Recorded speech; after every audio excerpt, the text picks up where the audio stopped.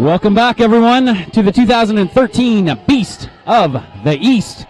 This is the third place showdown between Toronto Roller Derby's Death Track Dolls and Montreal Roller Derby's Les Filles de Roi. I am the Derby Nerd, joined by Broad Crasher. Broad Crasher back on the microphone for a second game in a row, which is a very, very, very exciting time for me. I haven't done a lot of online broadcasting today. It's fun times.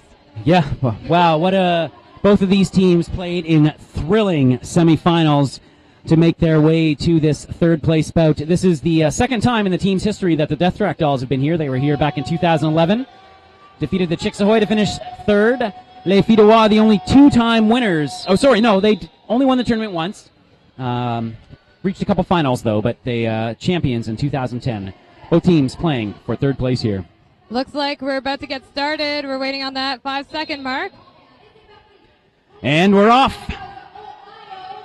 Ohio is coming up on the inside. She is the lead jammer for Les Filles de Roi. But she does not have a very big lead on Belfast. Belfast only about 10 feet back, and Ohio is going to very quickly call it off, and we're going to reset things. We'll call that one a draw. Yeah. Oh, Crasher, this has been your first Beast of the East. I got to say, this has been a phenomenal tournament. Amazing. I've had an awesome time. So much dancing, lots of pyramids on the floor, and then, of course, the experience of just announcing all these bouts. Best time ever. The Derby has been absolutely phenomenal, and both of these teams have fared very well in this tournament. Demanda Lashing very quickly pushing up against that front wall of the Dolls, but being forced all the way to the back of the back. Getcha Kicks having a hard time getting past Magnum PEI in the front, and Tequila Bang Bang. Finally, Getcha Kicks getting around, and she is not your lead jammer. She must have had a no pass. Oh, no, sorry. Demanda Lashing has already been named lead jammer. That's not Banana. That's, oh, sorry. Yes. Demanda Lashing comes up on the inside. She is picking up her first pass still. Yeah, she managed to get her hips forward before being sucked back into the pack. She is lead. She does have control. Getcha Kicks, though, has already picked up 5 points. She already picked up Demanda's point, and now Demanda gets 4 of her own. Well, let's see, actually, how many she gets. 3, only 3. Rainbow was the one who forced her out on that one. And saved her point. Yeah. The Dolls coming off of a tense loss to the Slaughter Daughters in the semifinals, and the Filles de Roi coming off of, I don't know how, but an even tenser loss to La Racaille. These games all afternoon have been so intense. Actually, all day. The first bout of the day was pretty good. It's been an amazing day of Derby. It has. The Beast of the East putting on quite a show here. Thank you for tuning in all weekend. We're almost there. Oh, and Santilli in your face sneaks through in the inside. She's your lead jammer. Just a reminder, if you're watching, this third place game is a 30-minute showdown. Ohio having a hard time with Rage in a Cage and Scarcasm and Uppercut. Oh, and a nice little skip and a jump for Santilli in your face. She gets through for 5 big points. It's going to be 10-3 for the Dolls. And Ohio still has not made it past. There we go. Finally making her first pass through that pack. Oh, but Santilli already sneaking around for 4 more, calling it off. 14-3, a quick lead for the Dolls. 2.5 minutes into this one. And the score right now is 14-3 in favor of Death Track Dolls. Boy, the Death Track Dolls, they had a great start to the House League season in Toronto, and they've really come together this weekend, peaking at just the right time. They've got about 2 months left on the Toronto House League season to try and pull off their first ever boot. Trying for the second time in their careers now to take third place in the Beast of the East tournament. Demanda Lashing back out there, number 33 in the purple and gold for Les Filles de Roi. And it's Belfast again in the red and white, but Demanda Lashing through. No lead jammer has been named yet, and it is Belfast is your lead jammer. And she's just as surprised as we are. Oh, now finally the Demanda Lashing's jam ref is calling a no pass, no penalty. I didn't see that motion made. Divine Intention is calling it maybe a second too late. Just double checking that she was correct. She did not want to make a mistake at this level of the Beast. Beth Rav out there to jam for the Filles de Roi. She has been very effective this weekend. Getcha Kicks out there for the Death Track Dolls. 4-3 pack advantage for Les Filles de Roi. Now, neither jammer wanting to make the first move. Beth Rav decides to go to the outside. Downright Dirty Dawson and Scarcasm are there to meet her. Unable to get her out, and that's the problem with Beth Rav. Such a strong jammer. Strong legs help a lot. Getcha Kicks is trying to get her way past that purple wall. See how she can do it on the outside. Beth Rav now pushing off of hits from both Dawson and Scarcasm. And Getcha Kicks, she is coming off of, she took a beating in that game against the Slaughter Daughters. Oh, yes. So see how much she has left in the gas tank now, and she finally fights her way through. Yeah, full credit. And downright Dirty Dawson, last line of defense, puts a little hit on Beth Rav, but she calls it off and picks up another 4 points. It's going to be 14-12, nearing the 5-minute mark. We're getting close. All these games have been really, really close. Makes it more and more intense and more exciting. Back to 5-on-5. Penalty boxes are cleared. Santilli in your face out there against Amanda Lashing. Les Filles du Roi, historically, they won this tournament in 2010.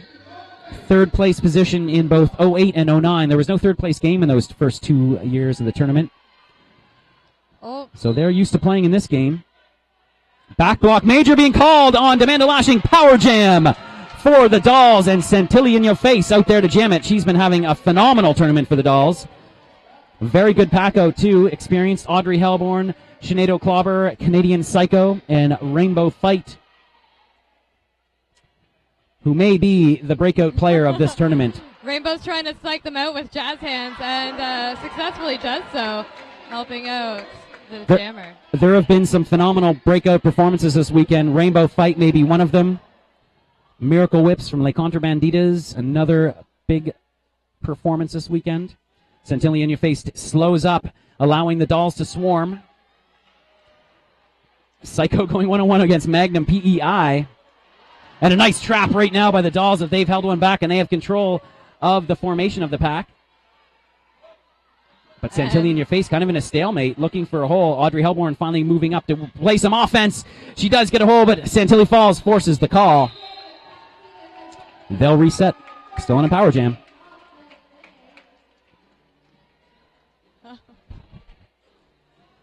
What a start to this game, 23-12, 6.5 minutes in. This is the third place game of the 6th annual Beast of the East.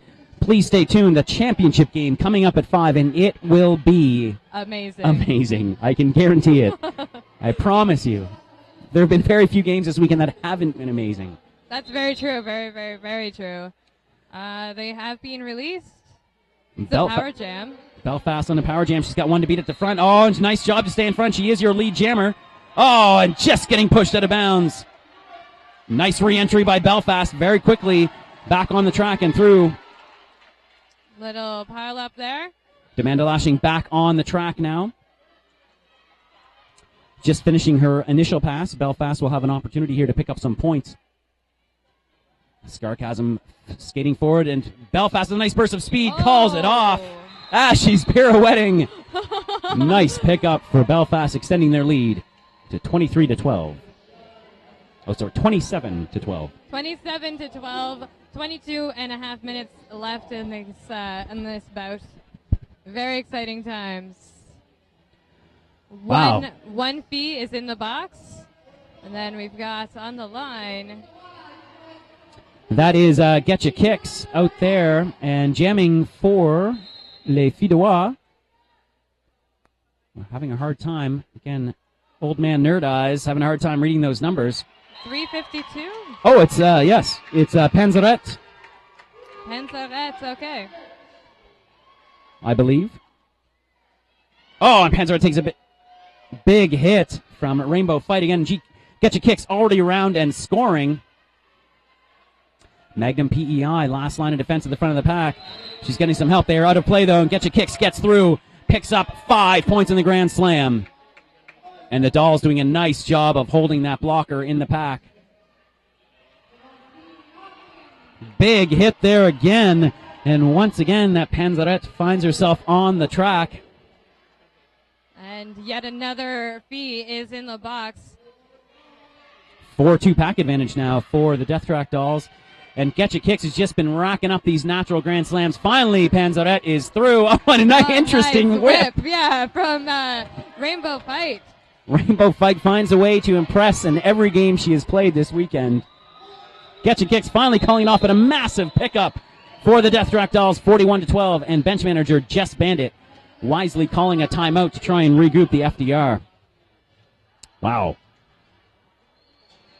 Both of these teams having, I wouldn't say, there's been no easy tracks to get to this point in this tournament at all. And Les Filles d'Oise advancing through after 2 big wins early on against the Vicious Dishes and the Chicks Ahoy, and the Dolls also advanced through on 2 straight. So both teams getting some rest on the Saturday night before today's action. Les Filles d'Oise falling in the semifinal to La Rocaille in what was a thrilling bout, entering the last jam tied at 60. You can't ask for more than that. No, absolutely not. And the uproar from the crowd when that final whistle went saying it was over was amazing. The crowd just reacted. Everyone was so happy. And the Dolls, of course, in another thrilling semifinal against the Slaughter Daughters. Oh, and it looks like Okay,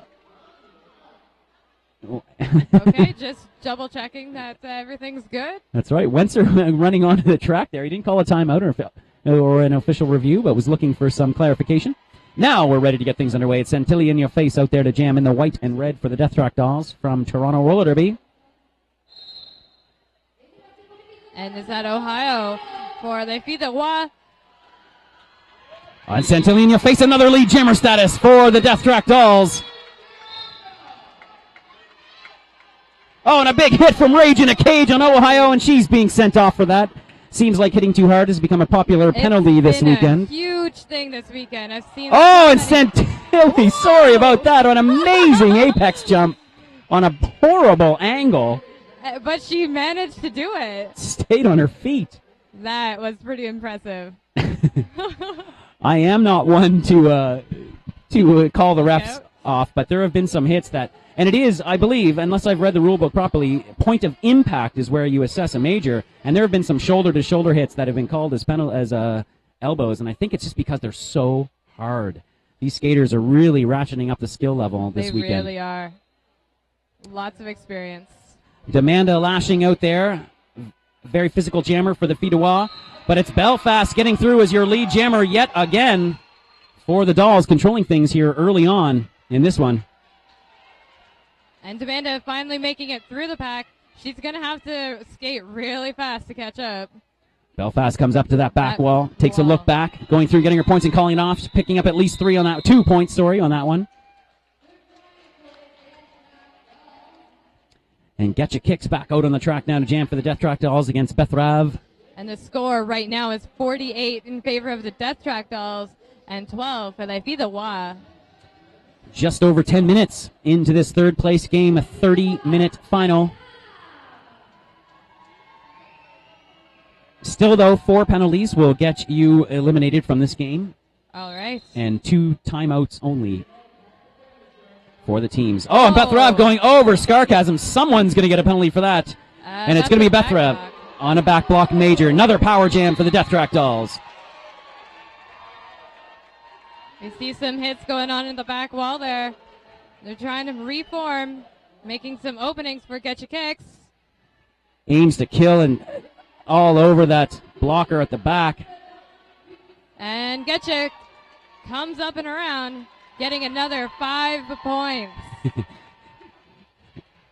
Getcha Kicks took a beating in that game against the Slaughter Daughters, but look at this, right back out there and recovering again. Mentally, she is an extraordinarily strong jammer, and she's able to just overcome those beatings, and it's hard to phase her. There was a lot of air in that game. I saw a lot of skates leave the ground and hard hits. Oh, but Getcha Kicks just racking up the points here in this third place game. Being surged out in the back. Nice job by the Filles d'Oise pivot and Ohio working well together. Ohio doing it all for the Filles d'Oise this weekend, jamming, blocking. And Getcha Kicks is going to call that one off. Nice work there from Scores Easy. The pivot in one of the more experienced Filles d'Oise players. She's been around now for a few seasons. 62-12, the Deathrock Dolls roaring out to a quick lead. But, that extra 10 minutes in this game makes a huge difference. Huge difference. Absolutely. Still tons of time left, 17 minutes remaining. 50-point lead right now for the Death Track Dolls on the strengths of 2 power jams. And it looks like Beth Rav is ready and set to come in. She's just waiting for that go-ahead from that penalty box manager. There we go. Santilli in your face, I mentioned her earlier in this tournament. She is actually a competitive rugby player as well. And so she loves those scrum starts, just eats them up, loves the physicality of it. She's also made some of the best apex jumps of the weekend. Amazing job with that. Beth Rav coming up from behind. Nice call off by Santilli in your face, picking up 3 more points there for the Death Track Dolls. Ohio going back out to jam now for Les Filles de Bois. She's getting a lot of track time, and I expect that to continue this game out against Belfast, number 5, 6, 7, 8 for the Dolls. 4-3 pack advantage for the skaters in red and white from Toronto. This is a Quebec-Ontario showdown, as we will also see in the championship game of the Beast of the East. Oh. Belfast. Oh, no, Belfast. Ohio getting tangled up in her own skater, and that allows Belfast to get through as lead jammer. Belfast is trying to get past that wall, looking at her teammates to get through. Yes, she finally does. Ohio is out, but she's almost got a full track to make up. Belfast already coming around on her scoring pass. Takes an outside lane and gets through, picking up 4 more points for the Dolls. And it looks like Rainbow Fight is taking the line for the first time this bout. First time this bout. Yes. She is going up against number 33, Amanda Lashing. Rainbow Fight is a phenomenal jammer, but she's such a good blocker that the Dolls use her primarily in the pack and like to throw her out to jam every once in a while when they feel like they need a little momentum. She does play with the other jammer quite often. If there is a jammer race, she will not be afraid to hit someone. Running on her toe stops. She is... That's impressive. That's all that is. Yes. What can you say? Just watch. Enjoy those images. Yes. And here, an easy pass.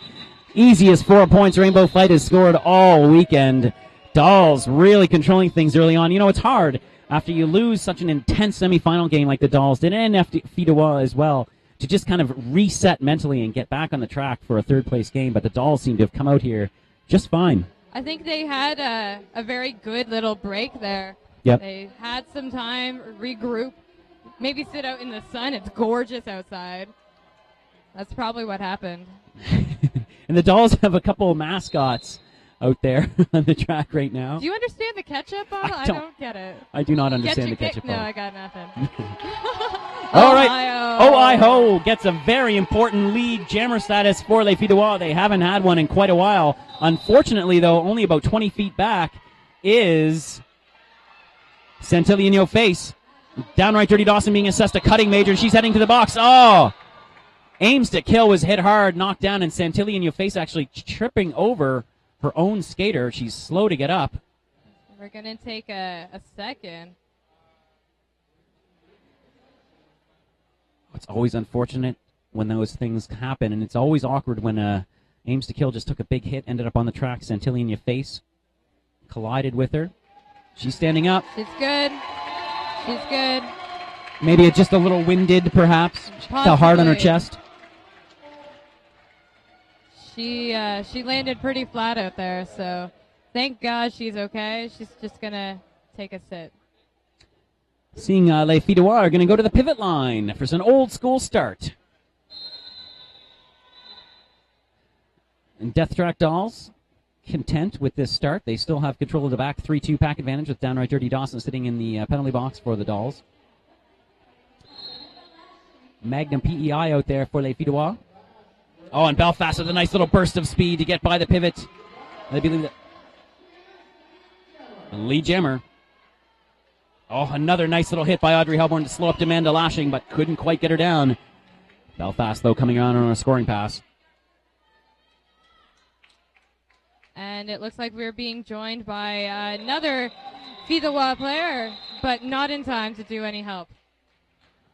Just clockwork right now for the Dolls. They had a couple power jams early, took advantage of them. They've just been nursing these lead with a couple 4 and dones. 77-15. It doesn't seem like it's been that one-sided, but the Dolls just slowly inching away. And Les Filles de Roy, with only 12:50 remaining, are going to need to change things up here quickly. They do, indeed. And it's been very fast derby all weekend, so more exciting the faster it goes kind of a thing. Ohio gets hit to the inside of the line. Getcha Kicks is trying to make her way around, and she does. Gets by to Killer Bang Bang, the Filles de Roy pivot, and Ohio took a massive hit from uppercut and then takes another from Sarcasm, but getting right back up and going right after that wall again. Ohio has also proven her toughness this weekend. Oh, and a nice job to break through that 2-wall of Aims to Kill and uppercut at the front. Getcha Kicks, though, already putting some points on the board for the Dolls. She's got at least 3. One more. Gotta pass trying to get by Beth Raab. Calls it off. No, she's not. So she's calling it off from the inside. Nice job by Beth Raab to save her point there. Good. Bringing it up to 80-15 in favor of Death Track Dolls. 65 points is the difference. Just under 12 minutes remaining in this third-place game at the 6th annual Beast of the East. Les Filles de Roy have been in this position twice before in their history. Just the Dolls just once in 2011.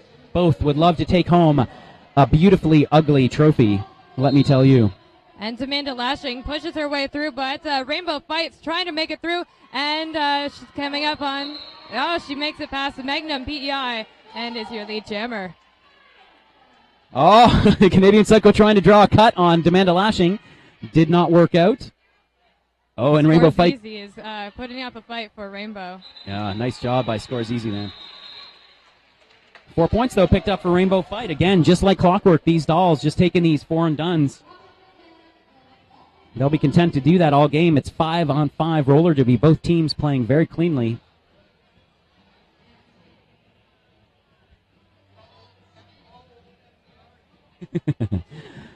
$84-15 is the score. 10:45 left in this one. Looks like Beth Raab is back on the line for Les Filles de Roy.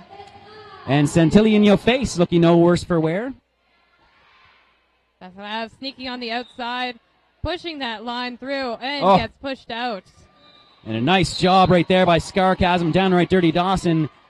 Oh, but Sarcasm getting called off on a low block and Aims to Kill, playing with Beth Raab, and she comes in ahead.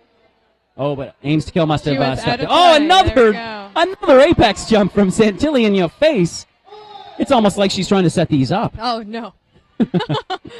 5 points, and she's not happy with that. She wants a few more before she calls this off, but Beth Raab is right on her. Oh, and it doesn't look like she'll get some, but good effort. Also killed some clock. It was that last leap to the outside that was pretty impressive. Very impressive skater. A lot of these Death Track Dolls come from very prolific sports backgrounds. Rainbow Fight has a hockey background. She's also done, believe it or not, synchronized skating. That's awesome and does not surprise me. No. So synchronized skating and hockey. She's got quite a background. And as I mentioned earlier, Santilli in your face, a competitive rugby player as well. Demanda Lashing out there against Belfast. Demanda Lashing sees an inside lane, and she is through as your lead jammer. And the crowd goes crazy. Belfast trying to make her way past it. Magnum PEI. Scorsese was trying to give her a hand. Easier said than done. Magnum PI, very effective blocker for Les Filles de Roy. Oh, and Demanda Lashing coming through, picking up some points and calling. No, and it's going to be a cutting major. And I was going to say the Dolls pivot, Sinead Clobber, was calling for that cut, and the referee finally complied, gave it to her. Power jam for the Death Track Dolls, and with such a commanding lead. Oh, and Panzerette getting called for out of play. 5 points for Belfast with 8:40 remaining. I mean, I know there's lots of time, but this could be a pivotal moment. This could be what the Dolls need to put this game away. Yes. And it would be amazing to see them pick up some more points. Oh, nice blocking there. Scorsese's forcing her way all the way back. What a great tournament for Scorsese. One to beat now for Belfast on this power jam. Is stopping her as well. And they are out of play. Failure to reform is going to send them back. Oh, both Dolls Jammers being sent off right now. There is nobody left on the track. Everybody is in the box. What? Some confusion there. Holy cow. Everyone just was sent to the box. I'm not much of a betting man, but I'm going to bet that there's going to be an official timeout after this jam to try to figure that out. Yeah, I think so. Both teams filling their penalty boxes right now. I don't think anyone knows who's on deck or who's first or who's second. Not a clue. 4 points, though, picked up in the midst of all that chaos. Thank God I am not working that penalty box. I do not want to be those NSOs there. Wow. 103, the Death Track Dolls have passed the century mark. 103-19 in clear control of things right now as they look for their second Beast of the East medal placing.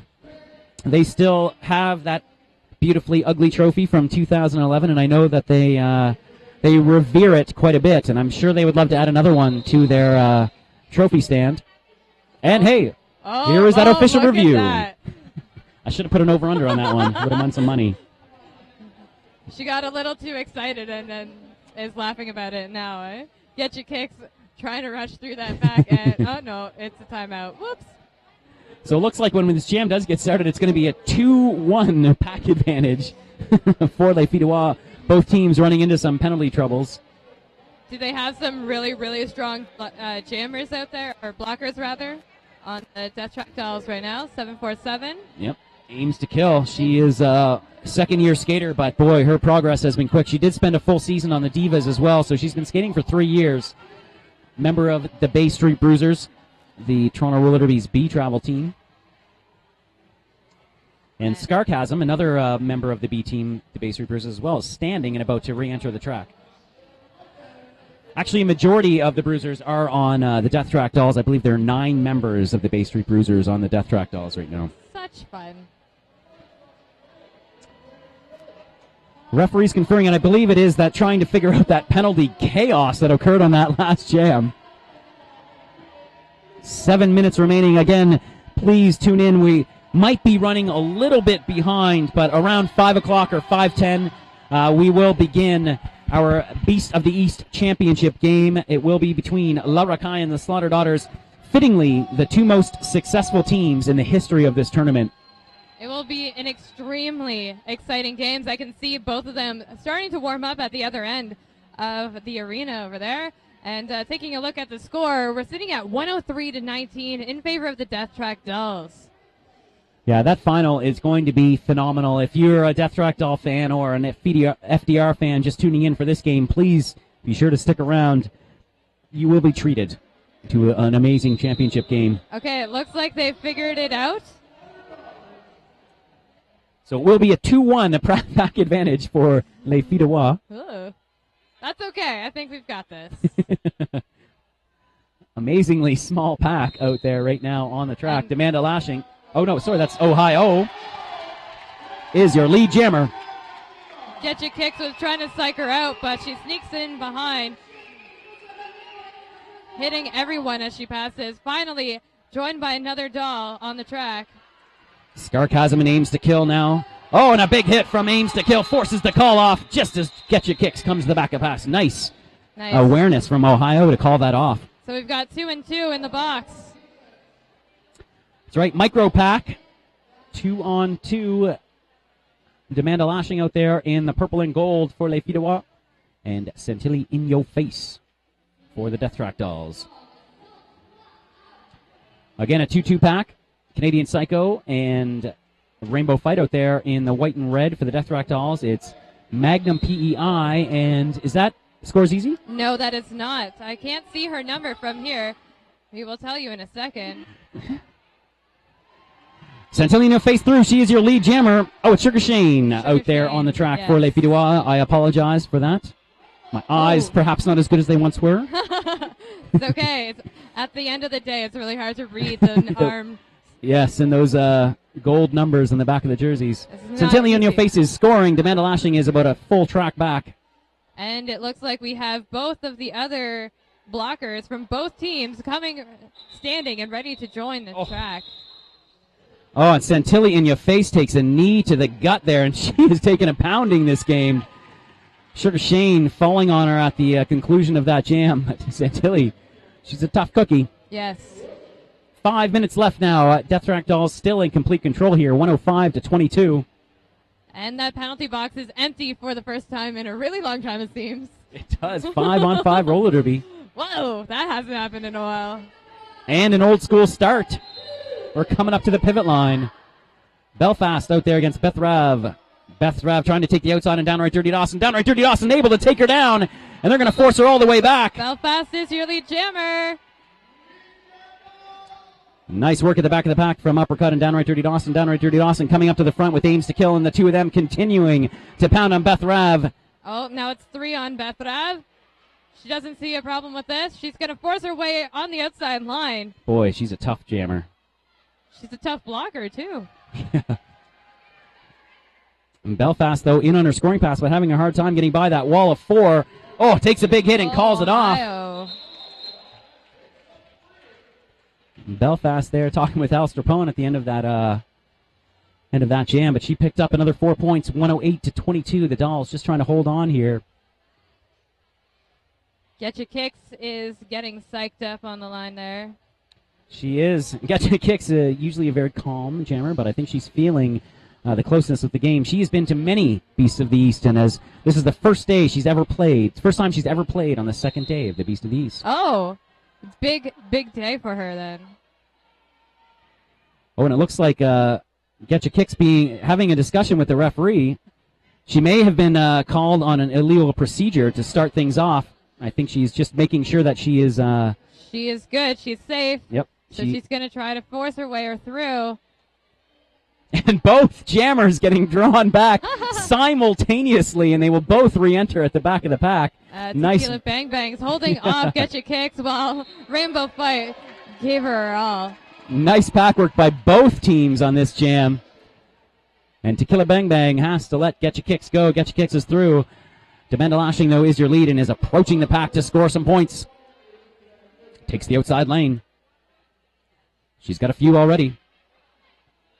Forcing the call off. She'll pick up at least 2 or 3 points on that one. Looks like 3 points. 3 points. Up.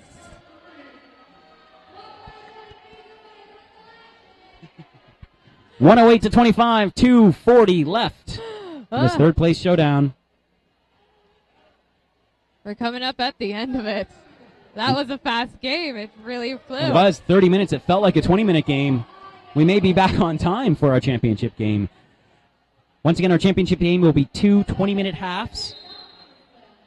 Ohio out there against Santilli in your face. Both jammers have been having a great bout. Santilli got knocked down, but she popped right back up and is facing that awesome wall. Tabarnukin there. There we go. She works her way through, though, and a nice job by Rage in the Cage and aims to kill at the back of that pack to force Ohio back. Now Downright Dirty Dawson holding her on the inside, getting peeled off. And Ohio is through. And Downright Dirty Dawson getting sent to the box on a major low block. Yeah. At the same time as the FDR pivot. I was going to say there's going to be a pack advantage, but nope, we're back to 3-on-3. 3-on-3. 2 blockers getting sent to the pack there simultaneously.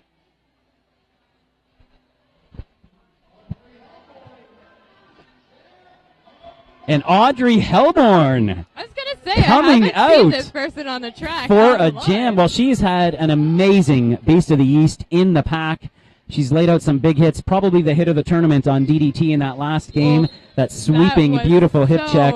Painful. And Audrey Hellborn, who has jammed in the past. It's not like she is new to this position, but not a primary jammer.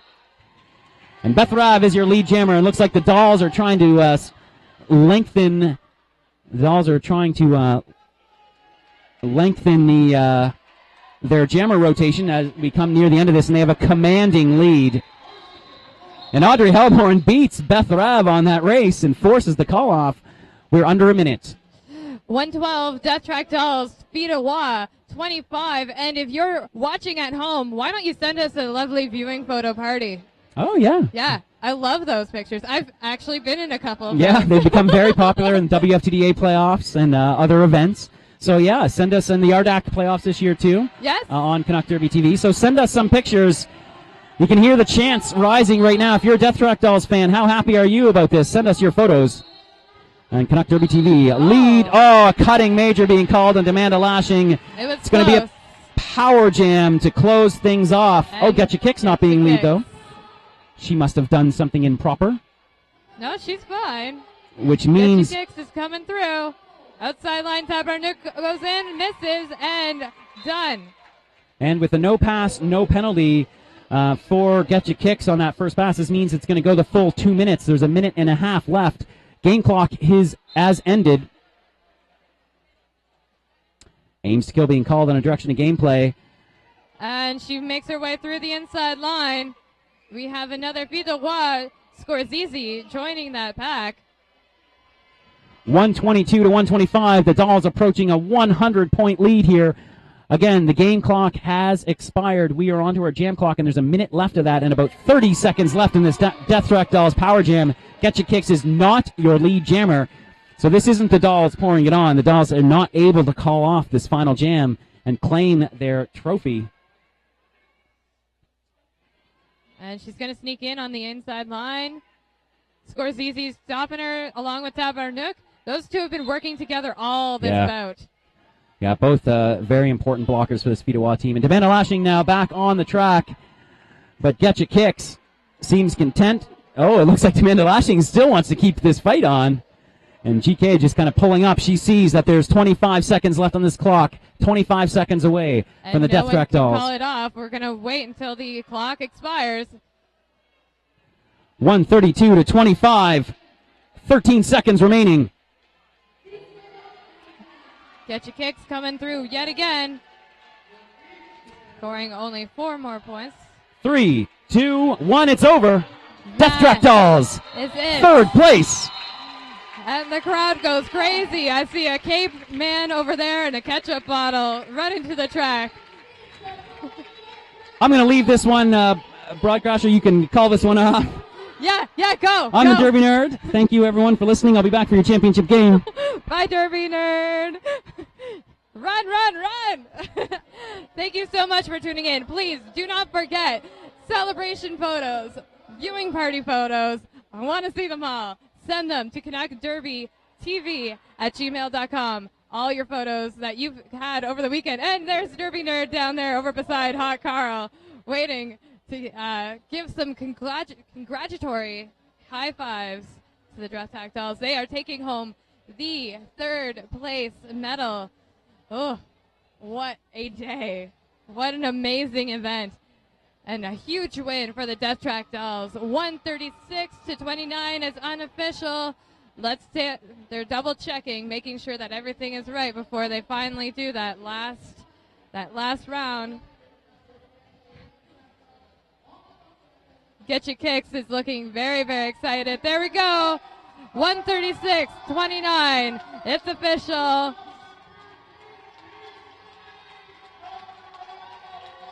Those are some very, very happy faces. Very happy faces. We've got one girl on crutches. It's not stopping her. She's going to go the entire way around.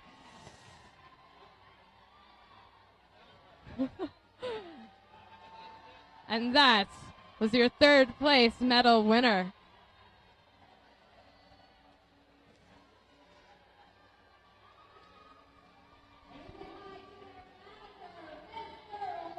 There we go. She made it all the way around.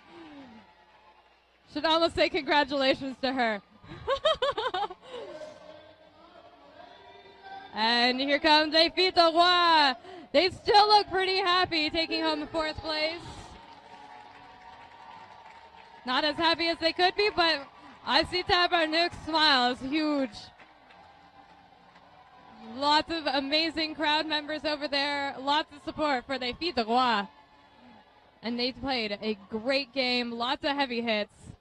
Again, my name is Broad Crasher. We'll be back for the 2 20-minute bouts for the finals of Beast of the East in just a few.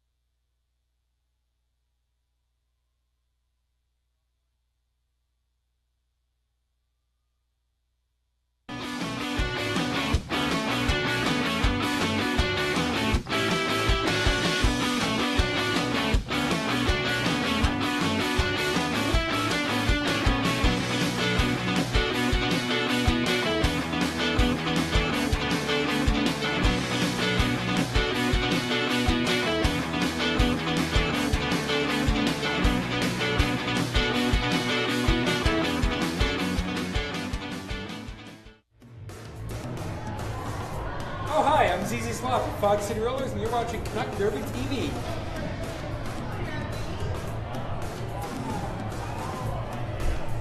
It's not true.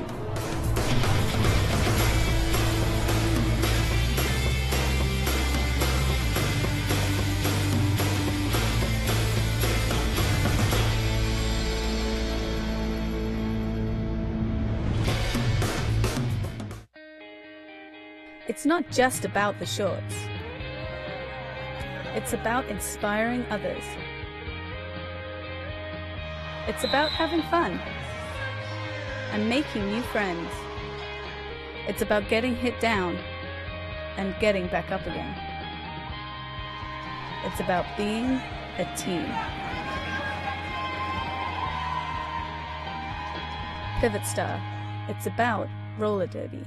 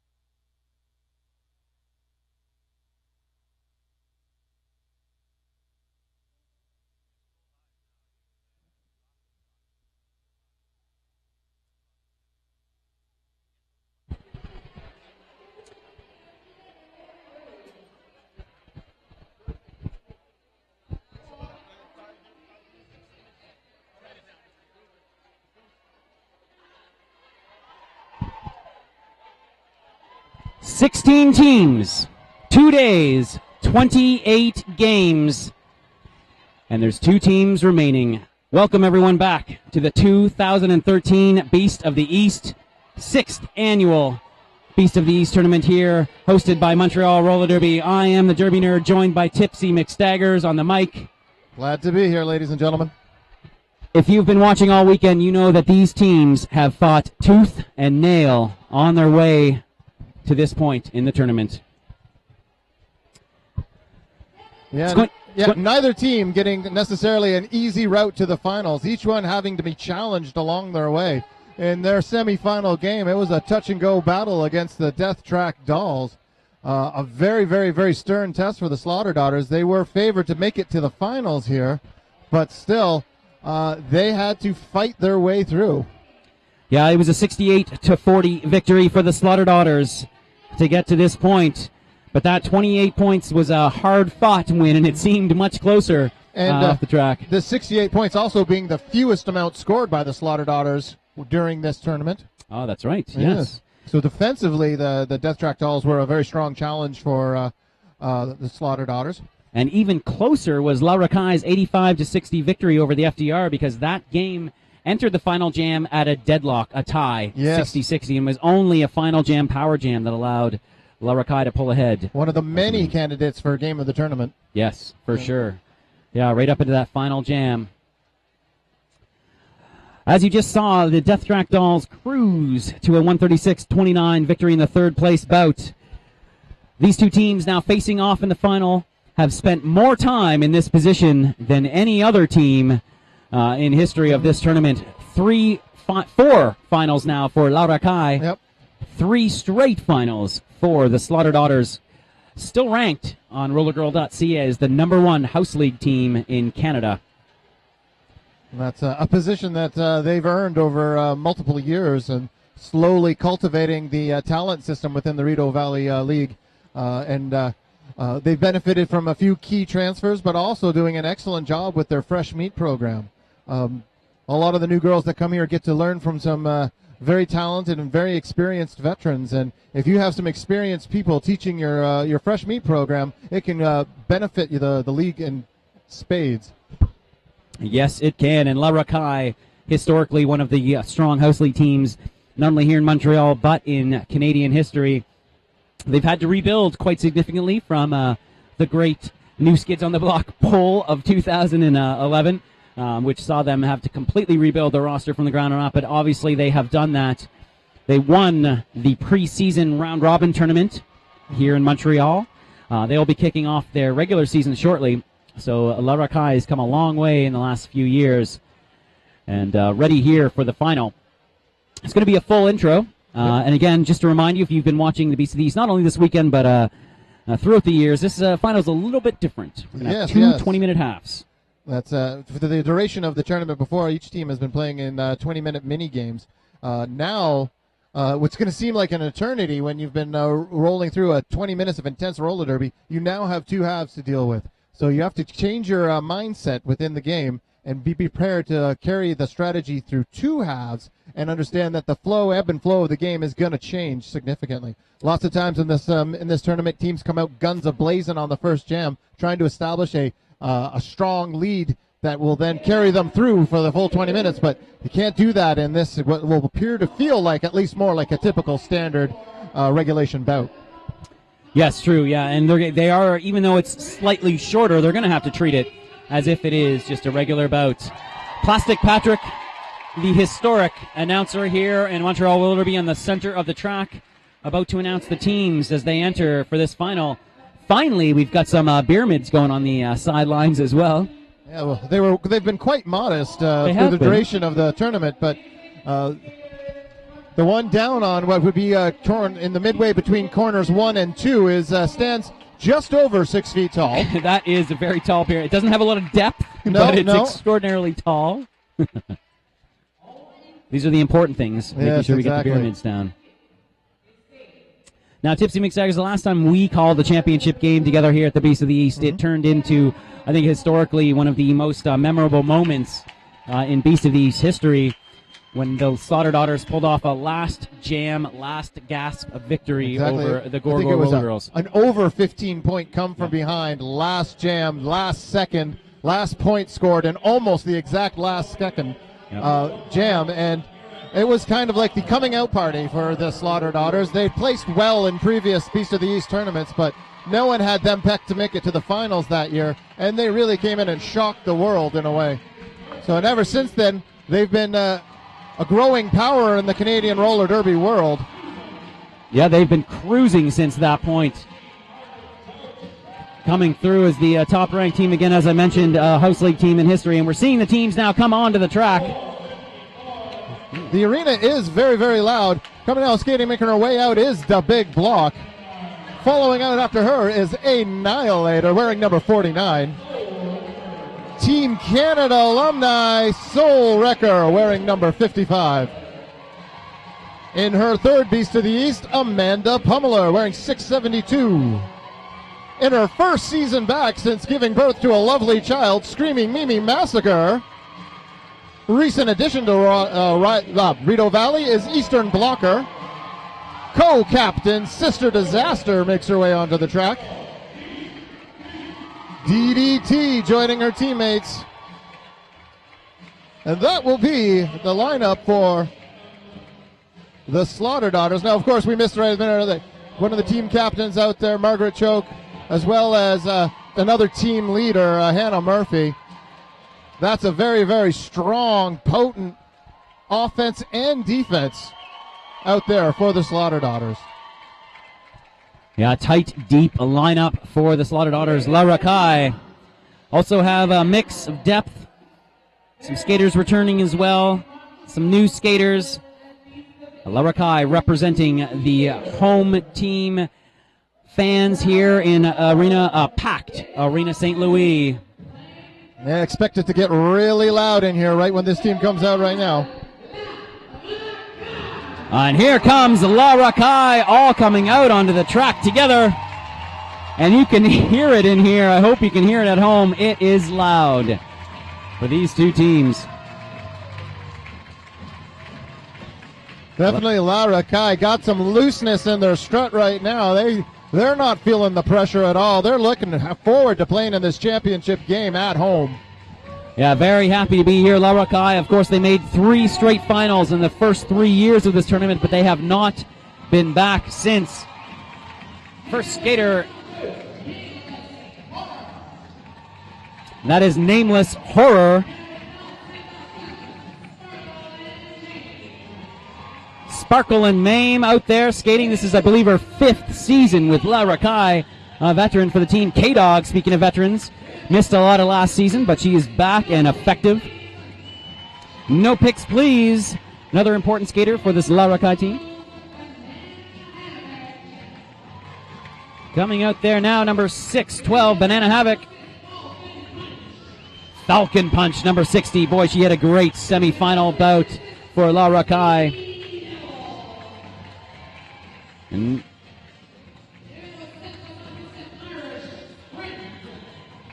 And coming out there now is number 777, Irish Sprint. And number 808. Number 908, sorry, Chim Shady. Number 90, that's Claire O'Key. And that is Leg City. Boy, what a breakout tournament she has had this year. This is her 2nd year with La Rakai.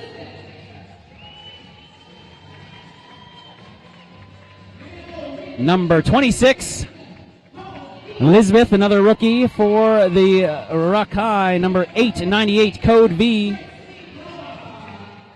And that is number F8, Chris D. Crowbar, also having a strong tournament.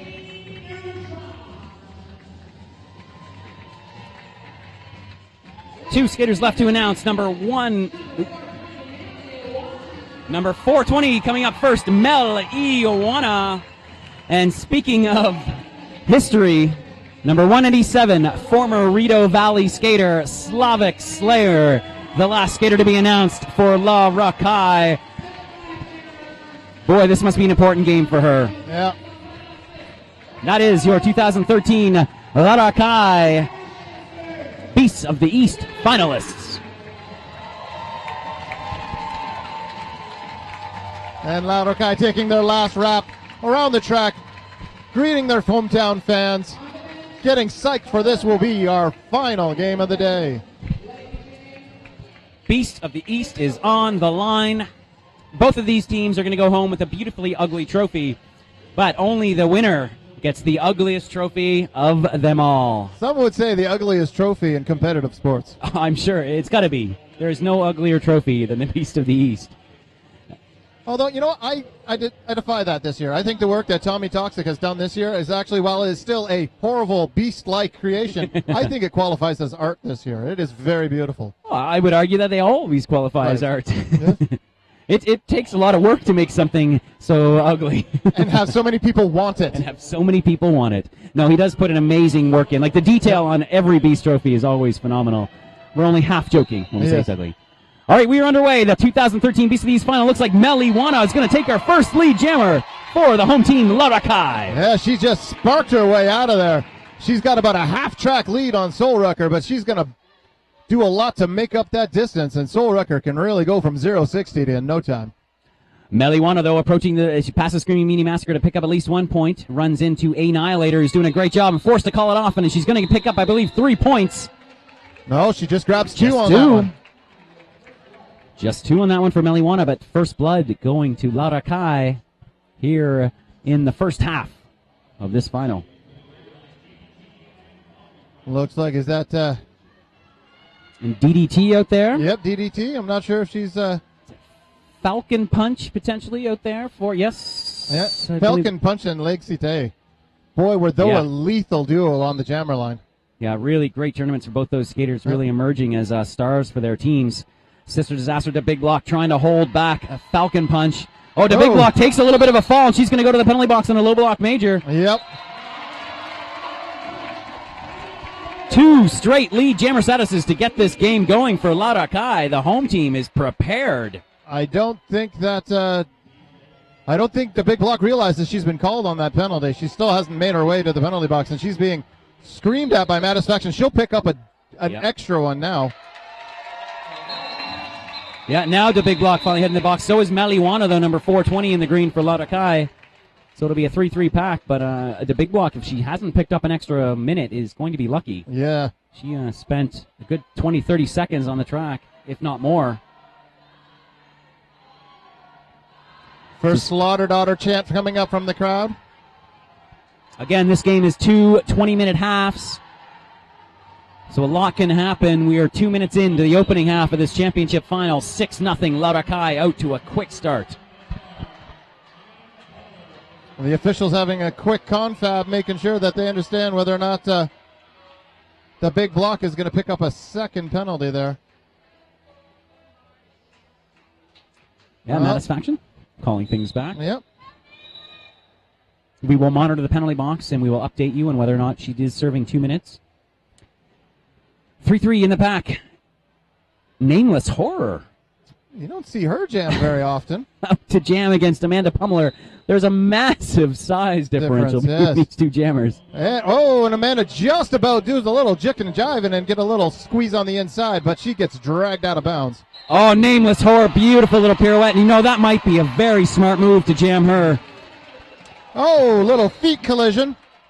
They're calling a low block on the Lauderkai skater. That is no picks, please. Heading to the penalty box. And, you know, very smart to put Nameless Horror out there. Of course, they've shown time and time again, the daughters have shown that they are physical blockers, and putting out someone like Nameless Horror can really absorb those blows. And look, she's already drawn a penalty against Hannah Murphy. Yeah.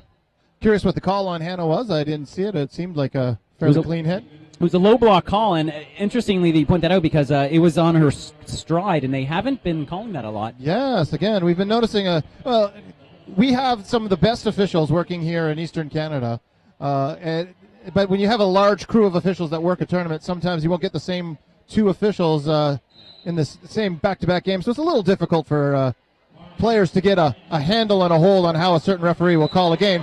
But Carnage, first one through the pack. She's your lead jammer. See if she can get on the board for the Slaughter Daughters. Leg City about a quarter track back, and she is catching up quickly, but this is a very important lead for the Slaughter Daughters who have started off uncharacteristically slow here. Oh, and a nice job by Sister Disaster to pull in the points, and all 4 are going to go to Carnage. Yep. Oh, only 3, sorry. She's got 2 ghost points sitting in the back there. I'm not sure if the referee catches that. 3-point stands.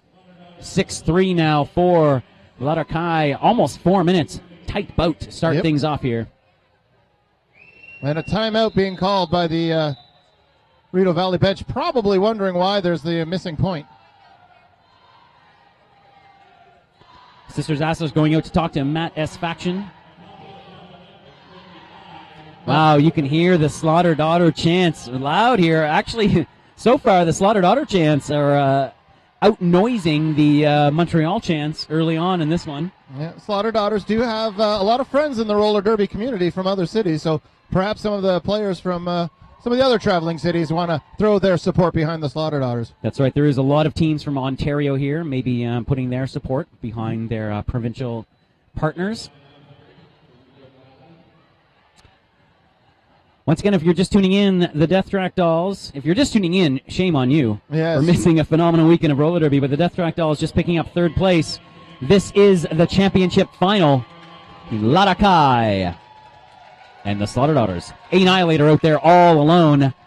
The Big Block, though, is standing, so she did not pick up an extra minute. Nope. For that penalty. It's loud in here. It's hard very, to hear. very loud. It's hard for us to hear. It must be hard to hear on the track, so... So that's one timeout gone for the Slaughter Daughters early in the game, and I guess nothing came of the conversation with Matt Espection. Oh, and lead jammer very quickly once again for Larakai. What a start. It's Falcon Punch yet again. That is Soul Wrecker out. She's just under a half lap behind Falcon Punch, but that's a lot of space if you're a skater like Falcon Punch who grims by and grabs. Looks like a full 4 points on that. Wow, and another penalty for Annihilator. She is on deck now. Yep. And the Slaughter Daughters running into some serious penalty troubles early. They're lucky, actually, to be down only 10-3. And 5 minutes into this one, they haven't had a full contingent on the track since the opening jam. Now, I foolishly did not check the rules before this, but in a 2-half game, is it still 4 penalties before a foul out, or is it... Oh, 5. I've heard rumors on the track. Word on the track is that 5 is going to be a foul out for this game. And it's DDT muscles her way through the track right off a scrum start, and she's the lead jammer. Sister Disaster on the wrong end of a hit there, a little slow to get up. She's trying to catch up to that pack.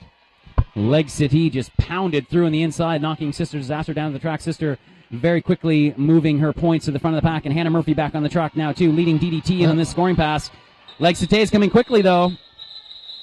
Wise move by DDT. I'm not sure if she managed to pick up a point on that. Just one. Just one. But called it off before Lexite can do some damage. So 10-4 now is the score. Just 5.5 minutes into the first half of this final. The 2013 Beast of the East. It's been one beast of a tournament. Meliwana out there to jam in the green for Larakai versus Amanda Pummeler in the black for the Slaughter Daughters. And the Fee Jammer just having her way with that pack and cuts her way through, and Amanda Pummeler still struggling to make her way through on her initial pass. Forearm major now being called on Banana Havoc, I believe. No one's leaving the track right now, though. Oh, there she is, Banana Havoc now leaving the track. Amanda Pummeler kind of slowing up at the back. She's having a hard time getting through. Meliwana finally forced to call it off. But not before she picks up a few points. Wait, Bonesy Adams going to the bench. Oh, and Meliwana being called on a cut at the end of that jam. And I guess it's possible to call it off and get a cut at the same time? Depending on how the rulebook calls it. If you are cut while you are calling off the jam, the jam should still continue. That's right. Between the first and the fourth whistle, I guess. But if the officials actually blow it dead, then you will serve your penalty, I believe. That's right, yeah. So it might have just been a fact that the rest of the officials continued to blow it dead. Meliwana, nonetheless, serving a penalty here, and it's been all Larakai early on. They've only managed a 10-4 lead despite all the penalty troubles from the Slaughter Daughters, and it seems to be tilting a little bit into Larakai's direction now. They have a full box. Yeah. And it looks like there's with Solruck are out to potentially take the start of this power jam.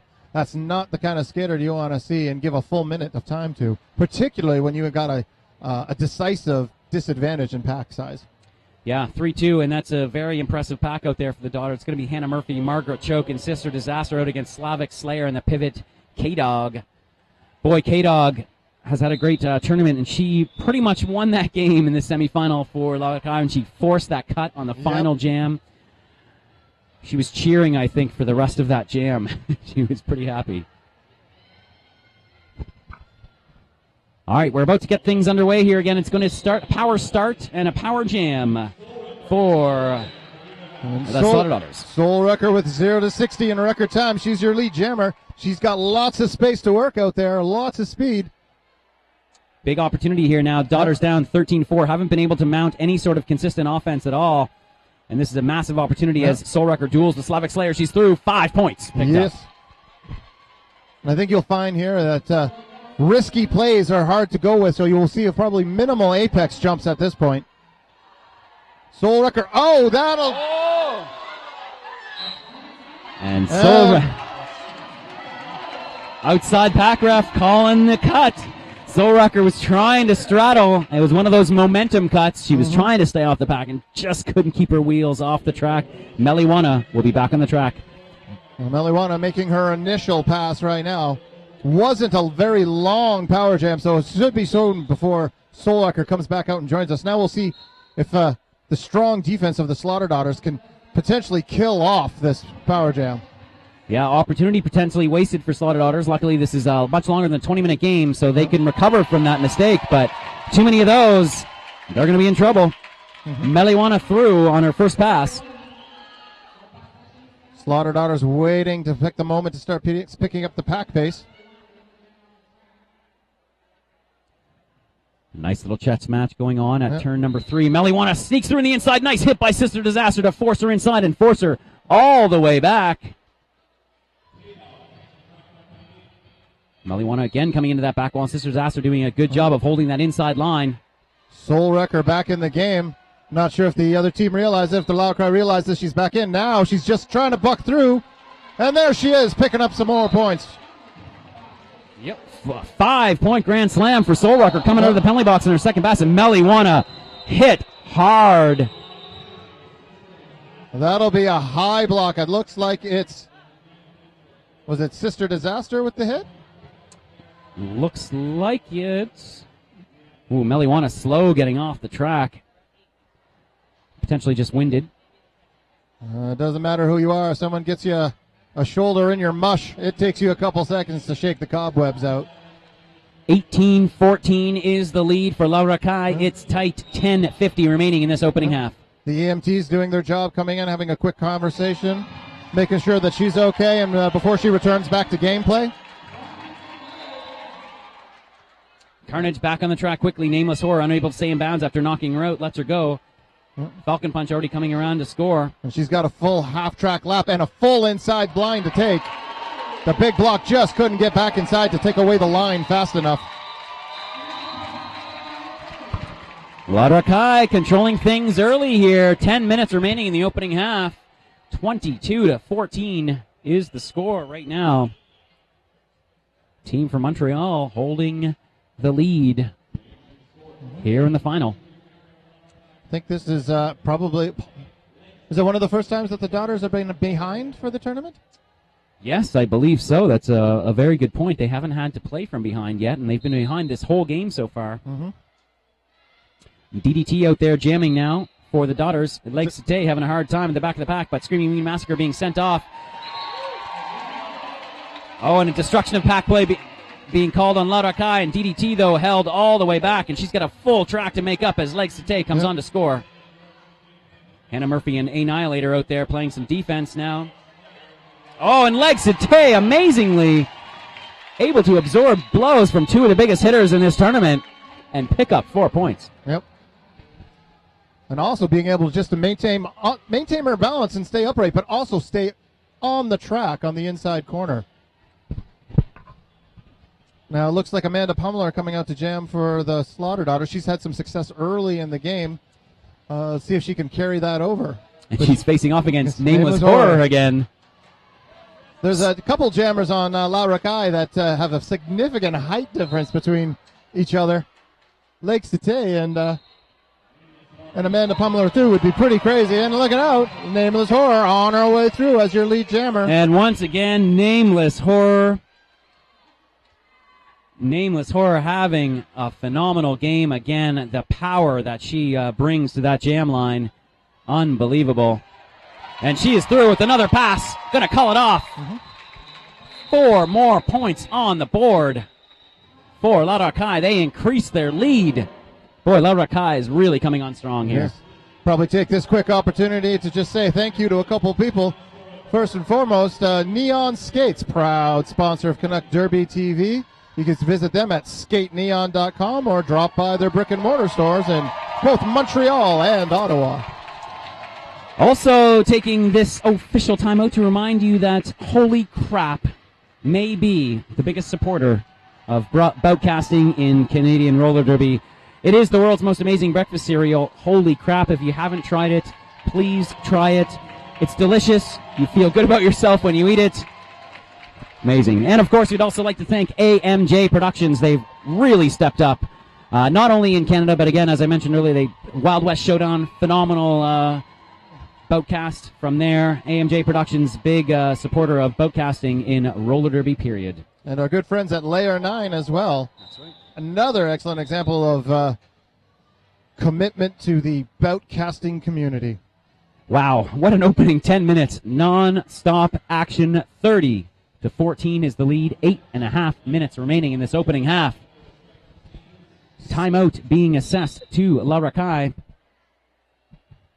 Both teams using one so far. Carnage at the front of the pack, working on the wall with K-Dog. K-Dog doing a good job one-on-one right now. Finally has to let her go. Carnage through. She is your lead jammer. She's still got one person left to beat, and stays upright, bounces off the Laura Kai, blocks her, and she's on her way to lapping the other jammer. Potentially going to grab. Oh, K-Dog coming in with a big direction and gameplay hit on Hannah Murphy. Oh. Almost. Oh, a nice little juke from Carnage. Showing off a little bit of her nimbleness, a little bit of her figure skating background coming to the front there.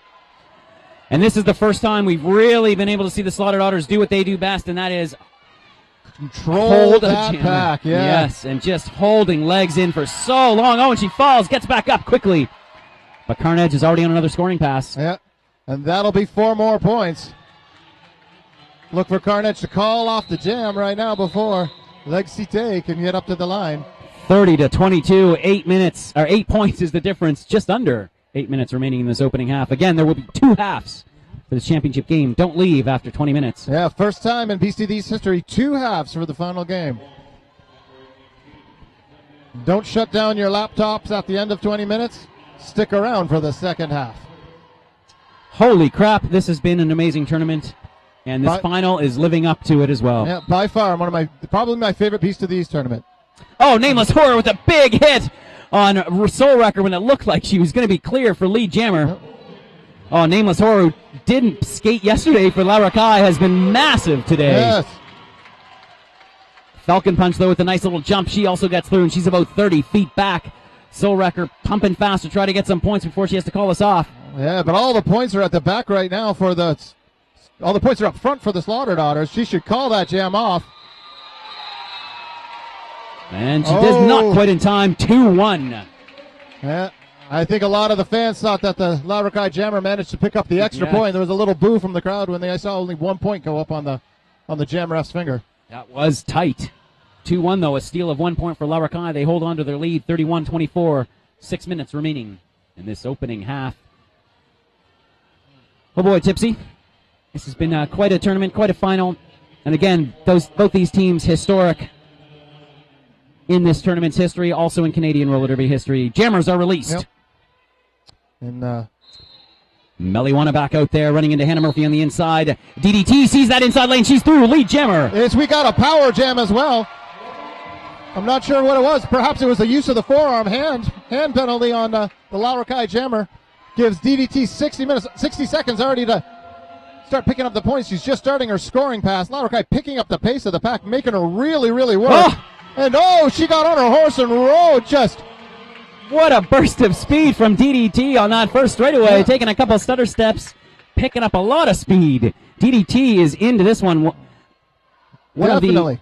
He gets knocked out by a nice hit by the La Rakai pivot. That is Slavic Slayer. DDT with something to prove this tournament this year. She is one of the original Rideau Valley skaters. Yep. Also one of the original girls in our entire system. Was around for our early incarnations. Whoa, she's a bit wobbly, but she's staying on that track, staying in bounds. Excellent bridge by Lyra Kai. K-Dog relentless in her hitting, but DDT staying on her feet and on the track. 5 more points picked up. Meliwana is standing up in the penalty box. 10 seconds remaining. Those of you following along at home, you know what to do whenever there's a lead change. Tip a glass. K-Dog heading to the penalty box there on a direction of gameplay major. DDT fighting for that 1 point as Meliwana comes back onto the track. Power jam over. And DDT calls it off after picking up 5. Slaughter Daughters pulling into the lead for the first time in this game. Mm-hmm.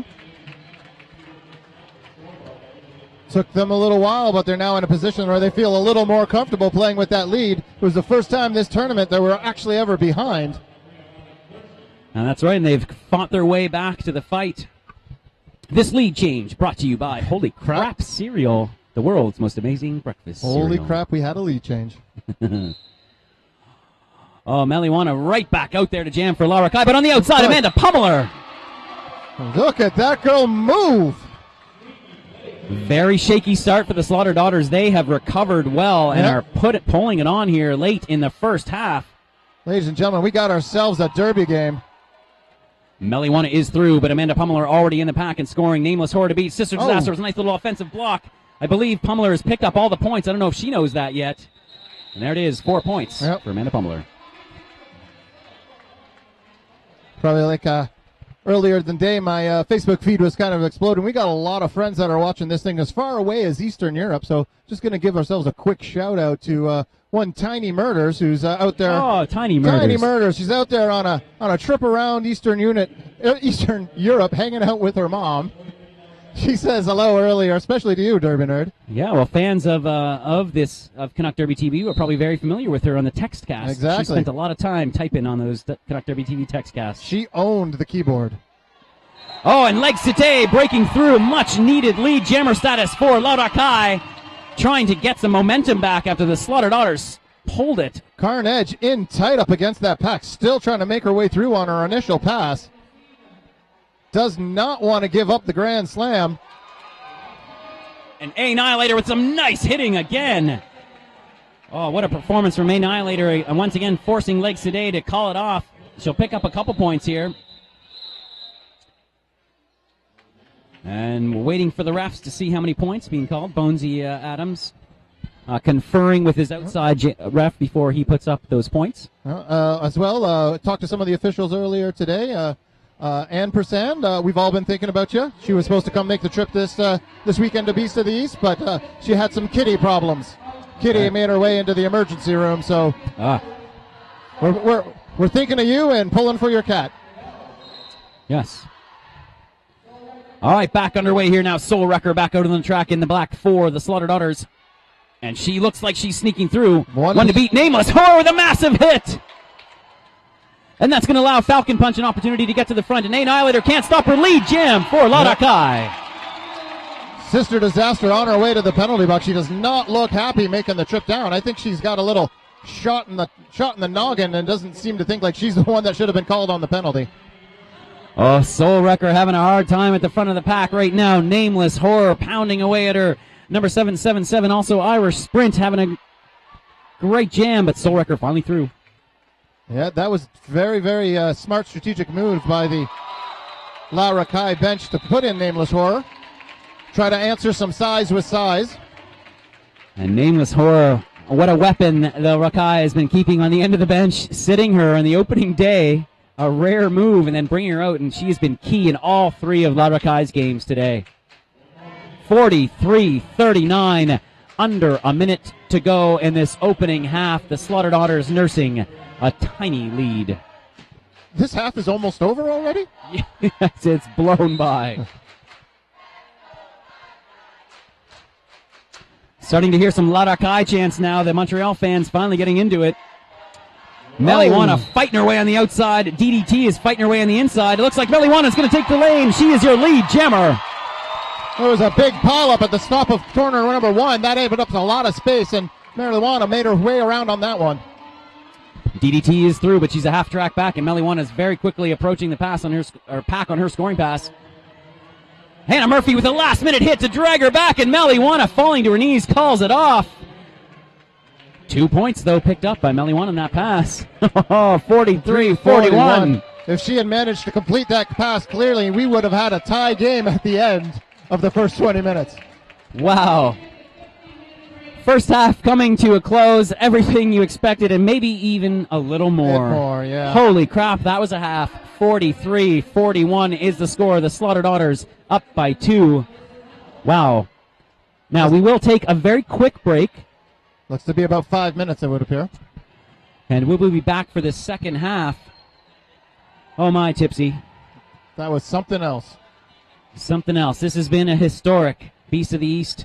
Thank you again, fans, for tuning in to the 2013 Beast of the East here live on Canuck Derby TV. And if you are enjoying yourselves as much as we're enjoying ourselves up in the booth, find a way to donate to Canuck Derby TV. Keep free Derby boutcasts on the air in Canada. That's right. Take a moment, minimize your screen. Up in the right-hand corner, you'll see a little red button that says Donate. You, too, can be a sponsor and supporter of free Canadian roller derby boutcasts.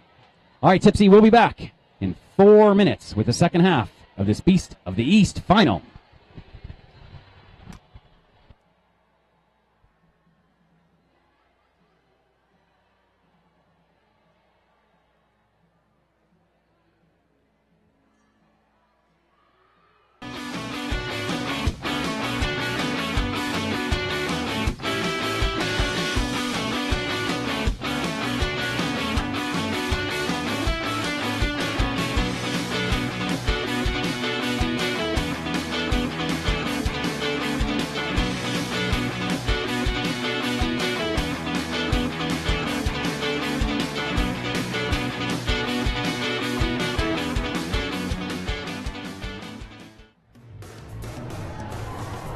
Oh, hi, I'm ZZ Slop with Fog City Rollers, and you're watching Canuck Derby TV.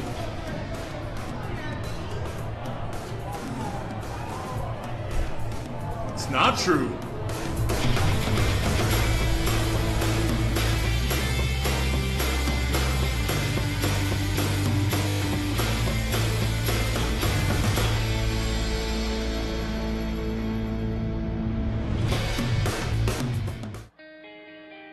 It's not just about the shorts.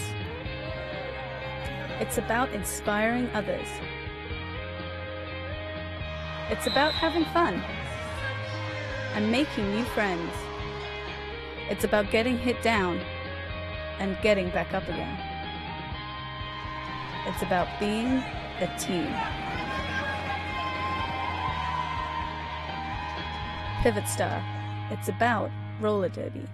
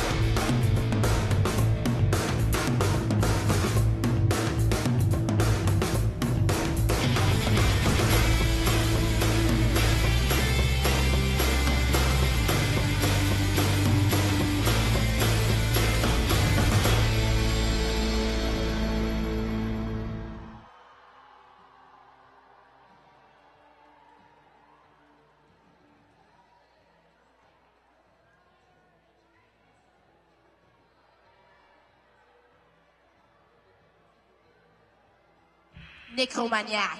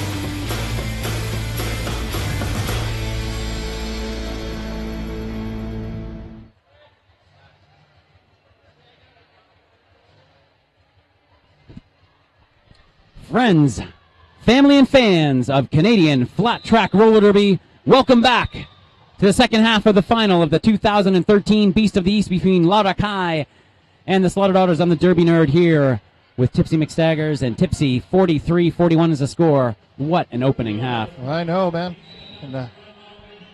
And they're underway again here quickly for this final half of roller derby in what has been an absolutely outstanding tournament. And Amanda Pummeler out through first. She's got to fight off K-Dog and Nameless Horror, though. And, some juking and jiving, slipping and slide, and she's your lead jammer. Nice move on the inside for Amanda Pummeler. And then Maliwana with a nice move of her own to cut through the center of the pack. She's through, but she's got a lot of track to make up.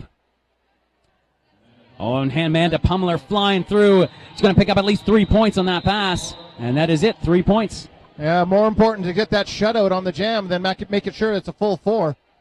Wonderful job by the Slaughter Daughters there in the first half. They started out a little rough, had some penalty troubles, fell behind, but just calmly worked their way back into it and have now taken the lead, and they're up 46-41 now early on in the second half of this final. Interesting start. Yep, they got the Laura Kai skaters up by the pivot line, and a nice bridge being held by Eastern Blocker in between them, keeping all the skaters in play. Falcon Punch out there to jam against Carnage. And Falcon Punch through first. She is your lead jammer. She's been on fire this tournament, and it's carrying it over into the finals. A Carnage now trapped behind a 2-wall of green at the front. A lot of hustle and muscle trying to work her way through, but she's still stuck. Gets a little bit of space now, and she makes her way through the pack. Sneaky Devil doing a nice job of holding her up. I can only hold her for so long, and 4 points picked up for Falcon Punch, 46-45. Neither team able to shake off the other, as it should be in the final of the Beast of the East. When you're looking at a championship game, you expect that there's some parity amongst the teams, and we are showing you that right here, right now. 1 point difference at the end of the first half. And here we are, 46-45, with just about 2 minutes played in the second half. 4-3 pack advantage for Laura Kai. It's Sister Disaster. She's going to have to watch it this game. She's running into some penalty trouble here. She is back in the box. It's Soul Wrecker out there, Jimmy, but Leg Sati has an inside line and runs into Hannah Murphy. That's never a good experience, and she is forced all the way to the back, allowing Soul Wrecker through the front. Lead jammer, Slaughter Daughters. And Hannah Murphy just booting her way to the front of the pack again, making sure that she's the last line of defense for any skater who wants to try to score points on her team. And Hannah Murphy has always been one of the best skaters in this country. 4 points picked up for Soul Wrecker, but this year she just seems a little quicker, a little stronger, it's a little fitter. Off-skate training regime has increased her athleticism. She's always been an athlete on the derby track, but she's taken it to the next level over the last 2 years. Yeah, fans of Canadian Derby will remember how amazing she was at the 2011 World Cup for Team Canada. A last-minute addition to that team as well. Proved her worth. DDT out there now against Nameless Horror. This is the first time these two have been matched up in this game. And Nameless Horror, again, that big, strong blocker for Laura Kai, working her way through. Trying to counteract a little bit of the strength and the blocking that the Slaughter Daughters bring to the table, but DDT hustles her way through, and she is your lead jammer. Just about a quarter track length between her and Nameless Horror. And Nameless Horror finally able to break through that front wall of Margaret Choke and Eastern Blocker. And Nameless Horror, of course, spent 2 years skating for Les Skids. So she has a lot of experience. No points being called. And a procedure being called on Nameless Horror. She blasted her way through after the fourth whistle, and I believe she knocked Margaret Choke down to the ground. That was it. Yes, 2 referees were very quick to call that. So Nameless Horror heading to the penalty box. Her size and strength becoming an issue. Power jam. Slaughter Daughters, this could be a critical moment in this game that has been neck and neck. We've got Amanda Pummeler up against a 4-wall. All of the skaters Hannah Murphy in trying to bust open a hole there. And stays in bounds, keeps her feet in. Amanda Pummeler's your lead jammer. Amazing footwork from Amanda Pummeler. She is your lead jammer on this power jam, and it's a 4-3 pack advantage now for the Slaughter Daughters. K-Dog is goated right now at the back of the pack, trying to fight her way through that trap. Hannah Murphy. Oh, excellent juking and jiving. 2 Lalakai blockers, including pivot Slavic Slayer, could not hold back Amanda Pummeler. Hannah Murphy into the penalty box now for the Slaughter Daughters. That's a big loss for them. Oh, Amanda Pummeler able to sneak through. Does collide with Slavic Slayer, though, and falls down. Oh, Screaming Meanie Massacre opened up a hole for Amanda Pummeler to get back on the track. Amanda Pummeler calls off the jam. I think she had already earned her points, but wanted to get that extra one for the Grand Slam. And also very timely call off with 3 seconds remaining on the penalty for Nameless Horror, and that means the Slaughter Daughters can start this next jam with a power start, but very quickly Nameless Horror will be back on the track. A very spread out start now. Carnage talking with the big block on the jam line. Carnage, again, being in her first year with Rideau Valley, having an excellent start to her season, but still she's a rookie, and she needs the support of her veteran teammates. Hard to believe that Carnage, such a composed skater out there, is a rookie, but she is. 3 wall of block in the back. Nameless Horror does a nice juke to get the big block out of the way. Margaret Choke also beaten, and Nameless Horror is through as well, but Carnage is your lead jammer. Yep, the big block making her way to the penalty box. Gonna have to keep an eye on this again. There will be 5 penalties before you foul out of a game, but still, 5 is not a lot in this new rule set. No, and the big block did foul out of the last game for the Rideau Valley Vixens, so she will have to watch that as well. Now 64-45, the Slaughter Daughters building into the biggest lead so far of what has been an extraordinarily tight final. But the way these teams have gone back and forth in this tournament, topsy-turvy, doesn't matter when you're holding the lead at the midpoint of the game, you got to make sure you hold that lead at the last second. Exactly, and 4-2 pack advantage here for Larakai. Hannah Murphy is standing, though. She will be back on the track shortly. Falcon Punch once again. In tight against Annihilator and Blackout Susan. Gives just enough space and room for Soul Wrecker. She's your lead jammer. Oh, and Hannah Murphy back on the track and already knocking Falcon Punch out of bounds. That's it. She caught her. She did, yes. It'll be a power jam for the Slaughter Daughters. Stutter step by Falcon Punch, trying to stay in bounds, but her momentum would not allow her to stop. Oh, tough break for Laura Kai. Massive opportunity for the Slaughter Daughters. Soul Wrecker can keep it clean and stay on the inside and not get herself in any other penalty trouble, and drops up another 5 points. This is the kind of jam you need out of Soul Wrecker at this point in the game. Boy, the Slaughter Daughters have come out of the halftime ready to go, and they have come out guns a-blazing, building a massive lead here. Oh, and a nice block, though, by Larakai. Slavic Slayer getting a lot of track time as the pivot in green for the Montreal Roller Derby. Now it looked like Soul Wrecker going further back than she needed to, but I think she wanted a couple steps to gain some momentum when she got back into that pack. Yeah, also I think both these teams trying to play a little conservatively. 1 player to beat, cuts to the inside, stays on her feet. Excellent juke by Soul Wrecker. Soul Wrecker, who really made her name at this tournament back in that final in 2011, proving once again her value to the Slaughter Daughters. Power start now here for DDT.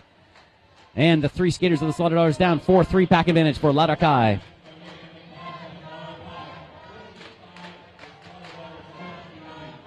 $11:43 remaining in this Beast of These final. 79-45 is your score differential. The Slaughter Daughters in control right now. Falcon Punch coming to the penalty box, back on the track. She's trying to motor her way through the front. She's up tight against Sister Disaster. Finds a little bit of space. I think she's going to make it through. Looks like Falcon Punch is your lead jammer. And DDT having a hard time. Meliwana in the pack now. She's been jamming a lot for Lower Kai, but a phenomenal skater. Nameless Horror with a big hit on DDT. Really trying to take the physical play to the Slaughter Daughters, and it seems to be successful. Oh, and a cut by DDT. Oh, and she knew it as it happened. came onto the track. A nice little move by Meliwana to force that cut. Falcon Punch is on a power jam, and she picks up another 5 points. Laura Kai getting a lot of momentum from this Montreal favorite crowd right now. Just when it looked like the Slaughter Daughters were about to take control of this bout, the Laura Kai composes themselves, come back, and they are now on a power jam with a massive opportunity to come back in this game. Oh, that. And they're calling a direction of gameplay penalty on Sister Disaster when the collision that she had. They're trying to stay in bounds. Sister Disaster up slowly. And she's getting to the penalty box now, and that's another penalty pickup for Sister Disaster. Yeah. She is in danger. Oh, and Satisfaction has to explain to her that... I'm not sure she realizes No. that she's getting the penalty. Sorry. Now, off she goes now. Sorry that you were hurt, but Yeah. please go to the penalty box. No, should probably take this opportunity to thank someone who has been, as we said, click to donate. Yeah. If you are watching at home and you see the little donate button up on the top, help keep Canuck Derby TV free for people watching high-quality content in Canada, Yeah. just like Peggy did. Peggy, yeah, mother of Leg Sate. She is one of the supporters who has now become a sponsor of Canuck Derby TV. We thank you very much, Mama Legs. Yeah, you too And- can become a sponsor just by clicking and donating. That's right, and your daughter is out there right now, and she has just established a penalty. Oh, but no! She's I just know. established a power Penalty, jam. yeah. Looked like she was about to get lead jammer, but Leg Sate off to the penalty box. Another power jam for the Rideau Valley Slaughter Daughters. Oh, it is loud in this arena, ladies and gentlemen. 79-54 is the lead, under 10 minutes to go in the final of the 2013 Beast of the East DDT, battling through a front two wall. Slavic Slayer there. It is One to just- beat. Slavic Slayer out of play. DDT is your lead jammer now, working a short power jam.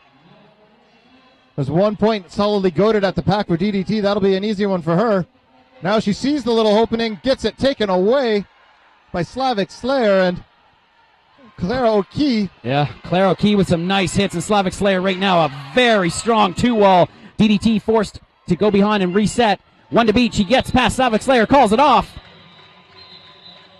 5 points picked up. Big jam when she needs it by DDT. 30 points is the lead. 9 minutes remaining. 84-54. Holy crap.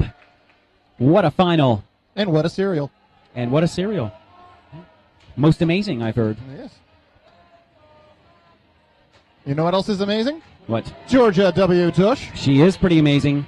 And she also, I heard, owns a roller derby store. Neon Skates with hoses here in Ottawa and Montreal, and skateneon.com. Underway, Meliwana out there, number 420 in the green to jam for Laura Kai, but it's Amanda Pummeler for the Slaughter Daughters, taking a little bit of a fall. But both jammers still stuck in the back of the pack, trying to make their way through on their initial pass. Amanda Pummeler sees an inside lane, but it's quickly closed by Nameless Horror. She takes up a lot of space out there.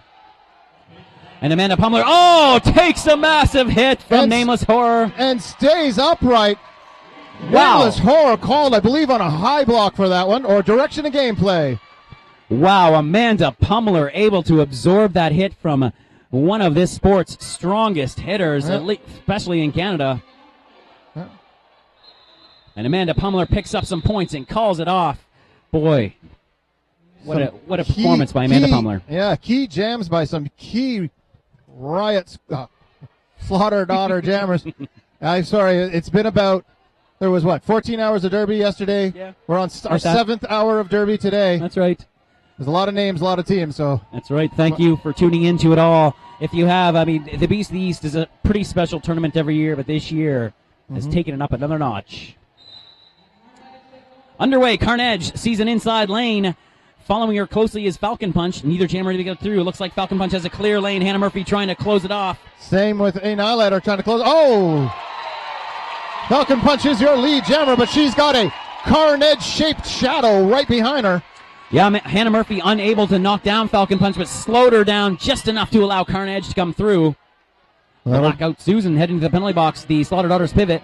That'll be a use of the hands penalty for Blackout Susan. That's another skater that may be getting herself into some penalty trouble. You know, Blackout Susan, it is worth mentioning. She's been a longtime member of the Slaughter Daughters, but I got to say, she has really stepped it up this season, it seems. Yep. She has had a great tournament for the Daughters. She's also was one of the founding members of the Vixens on the travel team. She's having a great tournament. Has been wearing that stripe pretty much the whole time. She doesn't have a very flashy style of gameplay, but it's her steadiness and her consistency that is probably her biggest asset to the Slaughter Daughter team. And the Vixens. Peggy, we know you're watching. Here's your daughter once again, legs to tee, and this time she does get through cleanly. She's your lead jammer. Oh, she didn't realize it. Oh, cycles herself to the back. But you know, I mean, sometimes it's better safe than sorry, and she's playing conservatively, doesn't want to go back to the penalty box. She does have control of this jam, despite the fact that Soul Wrecker's ahead. Oh, she takes a look. I think she's going to look for some little jammer on jammer action. Holy crap, we've got a jammer race. Yep, Soul Wrecker really not giving her the opportunity. And Leg Sate very smartly calls that off. Well, that was a couple wasted seconds on that clock there. And we're down to about 5:30 left to play in the second half. And you're looking at a deficit. Maybe you want to end that jam and line it up again and try to get the advantage. Yeah, this is a big lead right now for the Slaughter Daughters. 87-54, 33 points is the difference. 5:20 on the clock. That's totally within striking distance for La Racaille. That's a power jam away. We've already seen a 40-point power jam this weekend, so we know that it is possible. Meliwana now up against Hannah Murphy. What a great battle at the front of the pack. Yep. Hannah Murphy has to let her go. Meliwana is your lead jammer. DDT having a hard time at the back of the pack. Shim Shady having a nice tournament and a nice game for La Racaille. Oh! Meliwana makes her move, and that's 5 points for her. DDT finally breaks through the pack. See if she can catch up. Sparkle and Mame, another long-time veteran for La Racaille, holding off DDT for as long as she possibly could. It's a 4-3 pack advantage for La Racaille as Meliwana comes around to score. Lots of green, though, at the back of the pack. They're going to have to be very careful. Mel is through. How many did she pick up on that final pass? Four more points. 87-62 is your updated score. 25 points is the difference. 4 minutes remaining on the clock. Ooh. Oh, boy, oh boy. What a final to the 2013 Beast of the East here on Canuck Derby TV. If you're at home and you're watching this game with a group of friends, maybe at your house, maybe at a place of business. But anyways, if you're having a viewing party, feel free to take a picture of you and your friends watching Canuck Derby TV. Send it in to Johnny Kaput. Post it on their Facebook page. Let us know how you're having fun while Amanda Pummeler and both Falcon Punch make their trip to the penalty box. They will be swapping out about 2 seconds each. Both jammers picking up simultaneous penalties. Falcon Punch will get out quickly. Amanda Pummeler will only serve about 5 seconds, and they're both back on the track. Now this should still qualify as both their initial passes. 4-3 pack advantage for La Racaille. Amanda Pummeler comes in hot, hits Slavic Slayer. Nice block by the big block. Try and free some space, but a Falcon Punch comes through the inside. But this thing is, this jam's going to go down for the full 2 minutes. That means it's going to eat up at least 1:11 more on the clock. Really, each jammer, unless this turns into a power jam, this is going to eat up a lot of clock seconds here, which could work to the Slaughter Daughters' advantage. Yeah, totally. This is, I'm sure the Slaughter Daughters, this is as good as a lead jam for them. Amanda Pummeler doing a great job staying on her feet as Slavic Slayer pounds into her. Pushing around Claire O'Key there. Nice hit. Really, Amanda Pummeler just has to keep pace with Falcon Punch. Sister Disaster back into the penalty box. 4 more points picked up for Falcon Punch. 3 is through, and Amanda Pummeler having a real hard time at the back of the pack. But finally, there she sees. She has an outside line with one body left to beat. Stays on her feet. Unbelievable skating from Amanda Pummeler. She'll pick up those 4 points, erasing the deficit on that jam for her. Amazing performance by all of these skaters on the track right now, and that is the end for Sister Disaster. 5th penalty picked up.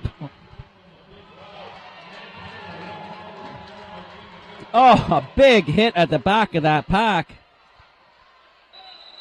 Little fun fact for you, I do believe that makes 2 years in a row where Sister Disaster has fouled out of the championship final. Oh, that's right. Sister Disaster, she's out of this game. That's a big loss for the Slaughtered Otters. They are nursing a 23-point lead, though, under 2 minutes left. It might be too little too late for Laraka'i. Oh, my, Tipsy. I don't know. It wouldn't be a Beast of the East final with you and I calling it and it not coming down to the last minute. That's right. Speaking of just derby synchronicity, it was in that 2011 final, Surgical Strike, interestingly enough, fouled out of the game for the Slaughtered Otters. Of course, she went on to transfer to Montreal and play for this very same Laraka'i team. Mm-hmm. Of course, now a member of the New Skids on the Block. And playing a big role on that team, if I'm not mistaken. Big role. So we've got 1 minute and 30 seconds left. I can barely hear myself. Georgia W. Tush is riding the slaughter melon. Trying to pump up this Montreal crowd. Not that they need any more help. No, it is loud in here. All right, we are back underway, and it looks like a timeout is going to be called by the Slaughtered Otters. Coach Adam wants to make some adjustments. Wants to swap up jammers. He wants to put Soul Wrecker on there. There's one skater in the box. I believe, is that Eastern Blocker? Eastern Blocker likely serving Sister Disaster's penalty. The referees are conferring here now in the middle of the track. I think on a tight game like this, if you're going into what could very well possibly be the last jam of the game, you want to make sure that all your I's are dotted and all your T's are crossed. So that when you have no indecision at the end of the game. So it will be a slight advantage for Laraka'i when this jam gets back underway. Number 420 in the green is Meliwana. Out to jam for Laraka'i. Number 55, Soul Wrecker. She was the jammer in that last jam in 2011. She was the one who picked up those 17 points that allowed the Slaughtered Otters to win their sole Beast of the East title. And boy, this crowd is so into this game. They have not stopped for the last 20 minutes. Well, yeah, it's good, though. You have a Montreal team in the final of the Beast of the East, which did not happen last year, so they're happy to welcome back the home team crowd to the finals of this very competitive tournament. Holy crap! We're back underway. Meliwana at the front of the pack. She slips by Annihilate on the outside. The big block. Puts a big hit! Forcing her back in, and Meliwana through as your lead jammer. Soul Wrecker, one body to beat. She's just got to keep pace with Meliwana. 1 minute now left on the game clock. Meliwana coming up to her scoring pass. They're going to have to score quickly and call this off, get a timeout, try and get a few more jams back in this one. Oh, nice hit! Oh! And Putting major, yes, that's the game. Took a couple seconds to call it. I think they're assessing a penalty on the pack player as well, so it took a second for the call to be made by the referee. This should effectively be the game, so long as Soul Wrecker can keep herself moving smoothly and cleanly and not free up the Laraka'i jammer. All she needs to do. This is going to the end of this tournament. You know, there was some boos coming up from the crowd, but that was very clearly a cut. Both you and I think, caught our voices as we were about to say it. Took just Mo a few minutes, the jammer ref, to make that call. But again, like you said, he was actually assessing a penalty on a blocker as well. So 2 penalties being called there.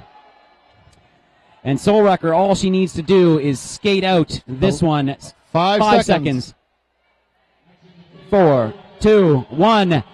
Time has expired on the clock. The Slaughter Daughters will be crowned the 2013 Beast of the East champions. I'm not sure what she's doing here, but Soul Wrecker wants to skate this out for the full duration of the jam. Oh, no one could call this off. My bad on that. Yeah. She's not the lead jammer. That's right. It was Meliwana who was the lead jammer, so 13 seconds now. But it's just a matter of time as the Slaughter Daughters have secured this victory. 4 seconds remaining. Game over. Slaughter Daughters. Tipsy McStaggers. Beast of the East champions. In a dynamic final. Absolutely dynamic final. Slaughter Daughters are now the first ever 2-time Beast of the East champions in their 3rd consecutive final. There are no questions left. This is clearly the top House League team in Eastern Canada, if not in the whole country right now. What an amazing game. They'll be taking home the Tommy Toxic Trophy. And it's now official. Yep, about to take their victory lap. And it was not an easy road for any team to make it to this final. It was definitely not. Wow, sometimes you forget the quality of Derby was so high in that last game that these are two House League teams. Yep. Of course, many members of the WFTDA Rideau Valley Vixens on the Slaughter Daughters team, but at the same time, Meliwana, WFTDA New Skids on the Block skater on Kai, other skaters like Nameless Horror who've been on that team. There's a ton of Sexpos. Yep. This was really high-level roller derby and well-earned by the Slaughter Daughters. And here comes Laura Kai taking their victory lap, getting a lot of love from the Montreal locals. Well-deserved love from the Montreal locals. This is the first placement for a Montreal team since 2010. So it's been a long time coming for Montreal to fight their way back to the top of this tournament. We're going. Well, ladies and gentlemen, if you followed along the duration of this entire tournament, you've been treated to some amazing games, some dramatic affairs, but overall, just some really good roller derby. And if you also watched all the games, you are a marathon runner. 28 games. It has been over 2 days. And when it all comes down to it, one team remains, and that is your Slaughter Daughters. Congratulations to the Rideau Valley Roller Girls on another win here at the Beast of the East. I got to tell you, Nerd, one of my favorite reasons about roller derby tournaments, you don't get this kind of environment in other sporting events. No. Where at the end of a very, very difficult tournament does it turn into a massive on-track dance party. Led by the Death Track Dolls, who are out there to collect their third-place trophy, and they are dancing hard. Yeah, this is an amazing sense of community here. For those of you involved in the roller derby community, tip yourselves a drink, pat yourselves on the back, and say thank you very much to Canuck Derby TV for bringing this wonderful boutcast into your homes. That's right. Let's take this final opportunity before we go to thank our sponsors. Of course, Holy Crap Cereal. Boutcasting of roller derby in Canada would not be the same without them. A huge thank you to Holy Crap, the world's most amazing breakfast cereal. Also, of course, a big thank you to Georgia W. Tush's Neon Skate. She has been a supporter of Canuck Derby TV from the start. And AMJ Productions, wherever you are, AJ, thank you very much. Hope you're tuning into this one. And you have watched your work come to fruition. What a tournament. And everybody remember at home, be like Peggy. Click and donate. Make sure that next year, Beast of the East is still brought to you for free by the good people at Canuck Derby TV. And a big thank you, I think, is in order for the voice from above, the good doctor, Johnny Capote. He has been headlining Canuck Derby TV for the last 4 years. I was there by his side when we boutcast the first ever Canadian boutcast, and it was here at the Beast of the East in 2010. And he has been at the center of it all since then. Big thanks to our crew all weekend, too. El Kaboom, the legendary El Kaboom on the cameras, a former member of Les Contrabanditas. Skinsy, thank you. Also Mega Boosh, Olivier, Skanky, and Honey Boom Boom. Big thanks to Pascal, who's been our runner all weekend. Stacy, Betty Bad Touch is her derby name. She's been feeding us Holy Crap cereal all weekend. Alex and Jason for the tech support and the chat board. And, of course, Mr. Force himself, Layer 9, also for his tech support. Well, on behalf of myself, Tipsy McStaggers, and the Derby Nerd, and all the wonderful boutcasters that have come down and brought you this action, just like to say thank you again for watching. We're going to sign off now. And hope you guys enjoy the rest of your beautiful Sunday afternoon. That's right. We're going to send it down trackside to Plastic Patrick for the awarding of the trophies. Again, I'm the Derby Nerd. Thank you for watching.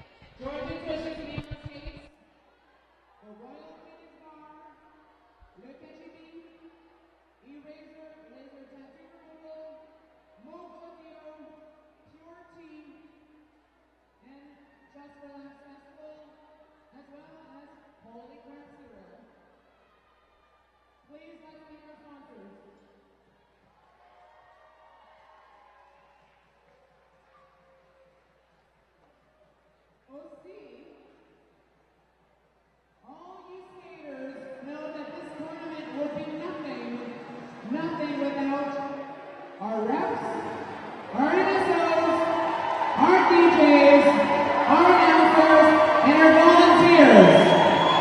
Now, merci à tous les bénévoles de Beast of the East.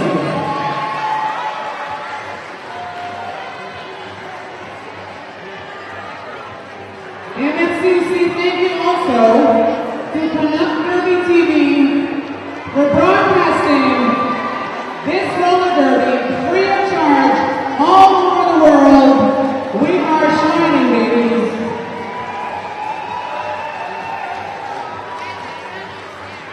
Évidemment, our top three teams, starting with number 3. Let's go down to do we have a trophy for number 3? J'aimerais inviter third place winner from Toronto Roller Derby, the Death Trap Dolls!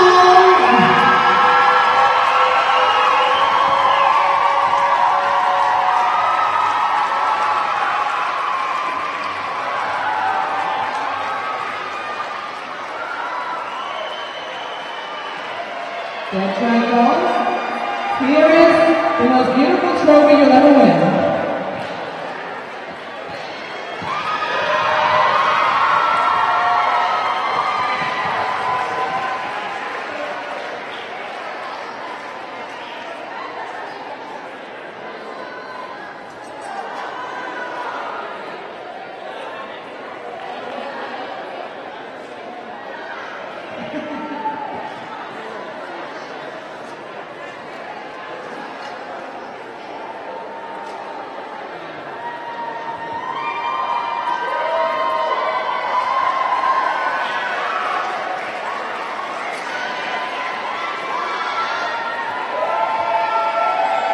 Bravo, Death Trap Dolls. En deuxième place, taking second place, de Montréal, la Racaille.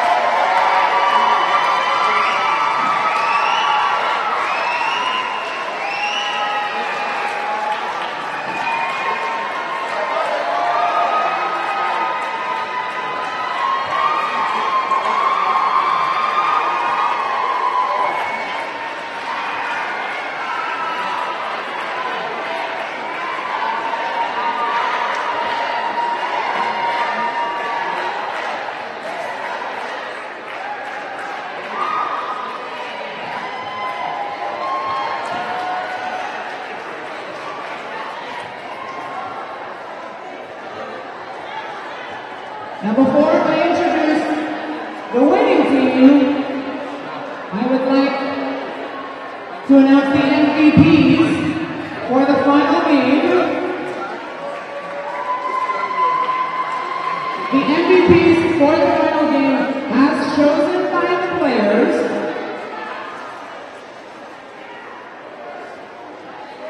for the Slaughter Daughters, the MVP is Annihilator.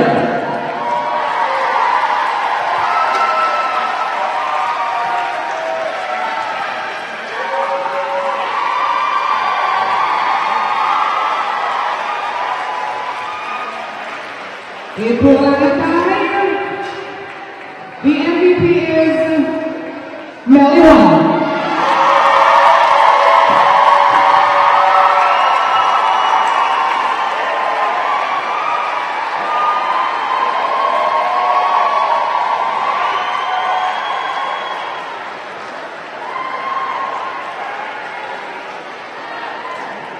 Thank you, holy crap. Et finalement, l'équipe gagnante de Beast of the East, the winner of Beast of the East 2013, a trophy by Tommy Toxic, goes to the Slaughter Daughters of Reno Valley.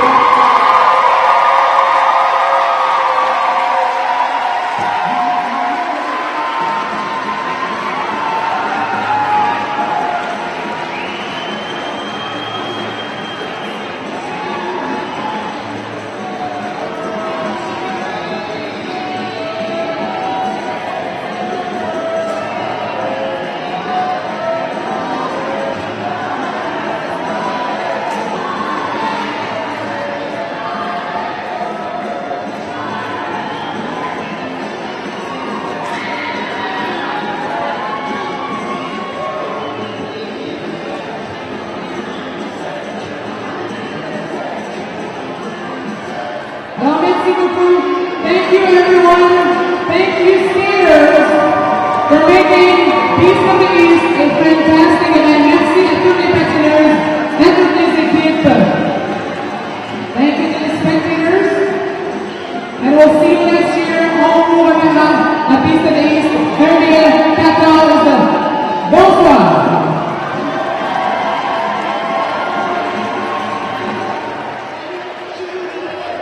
I think we should do a group shot. Namakai, Slaughter Brothers, and Dan Triangles. Let's do a big ass group shot.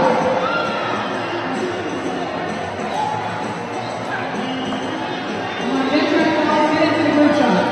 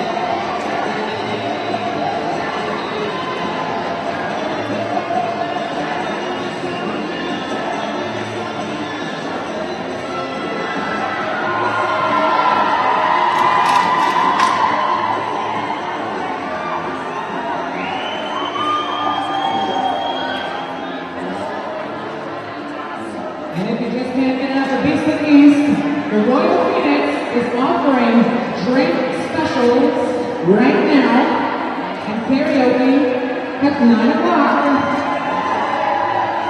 Royal Phoenix, baby.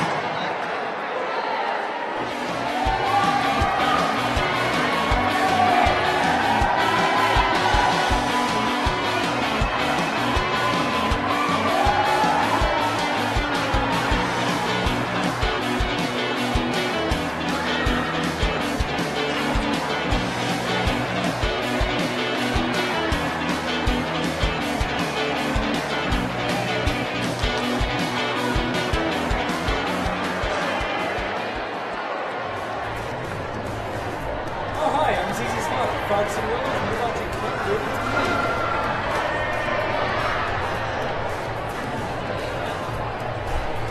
It's not true.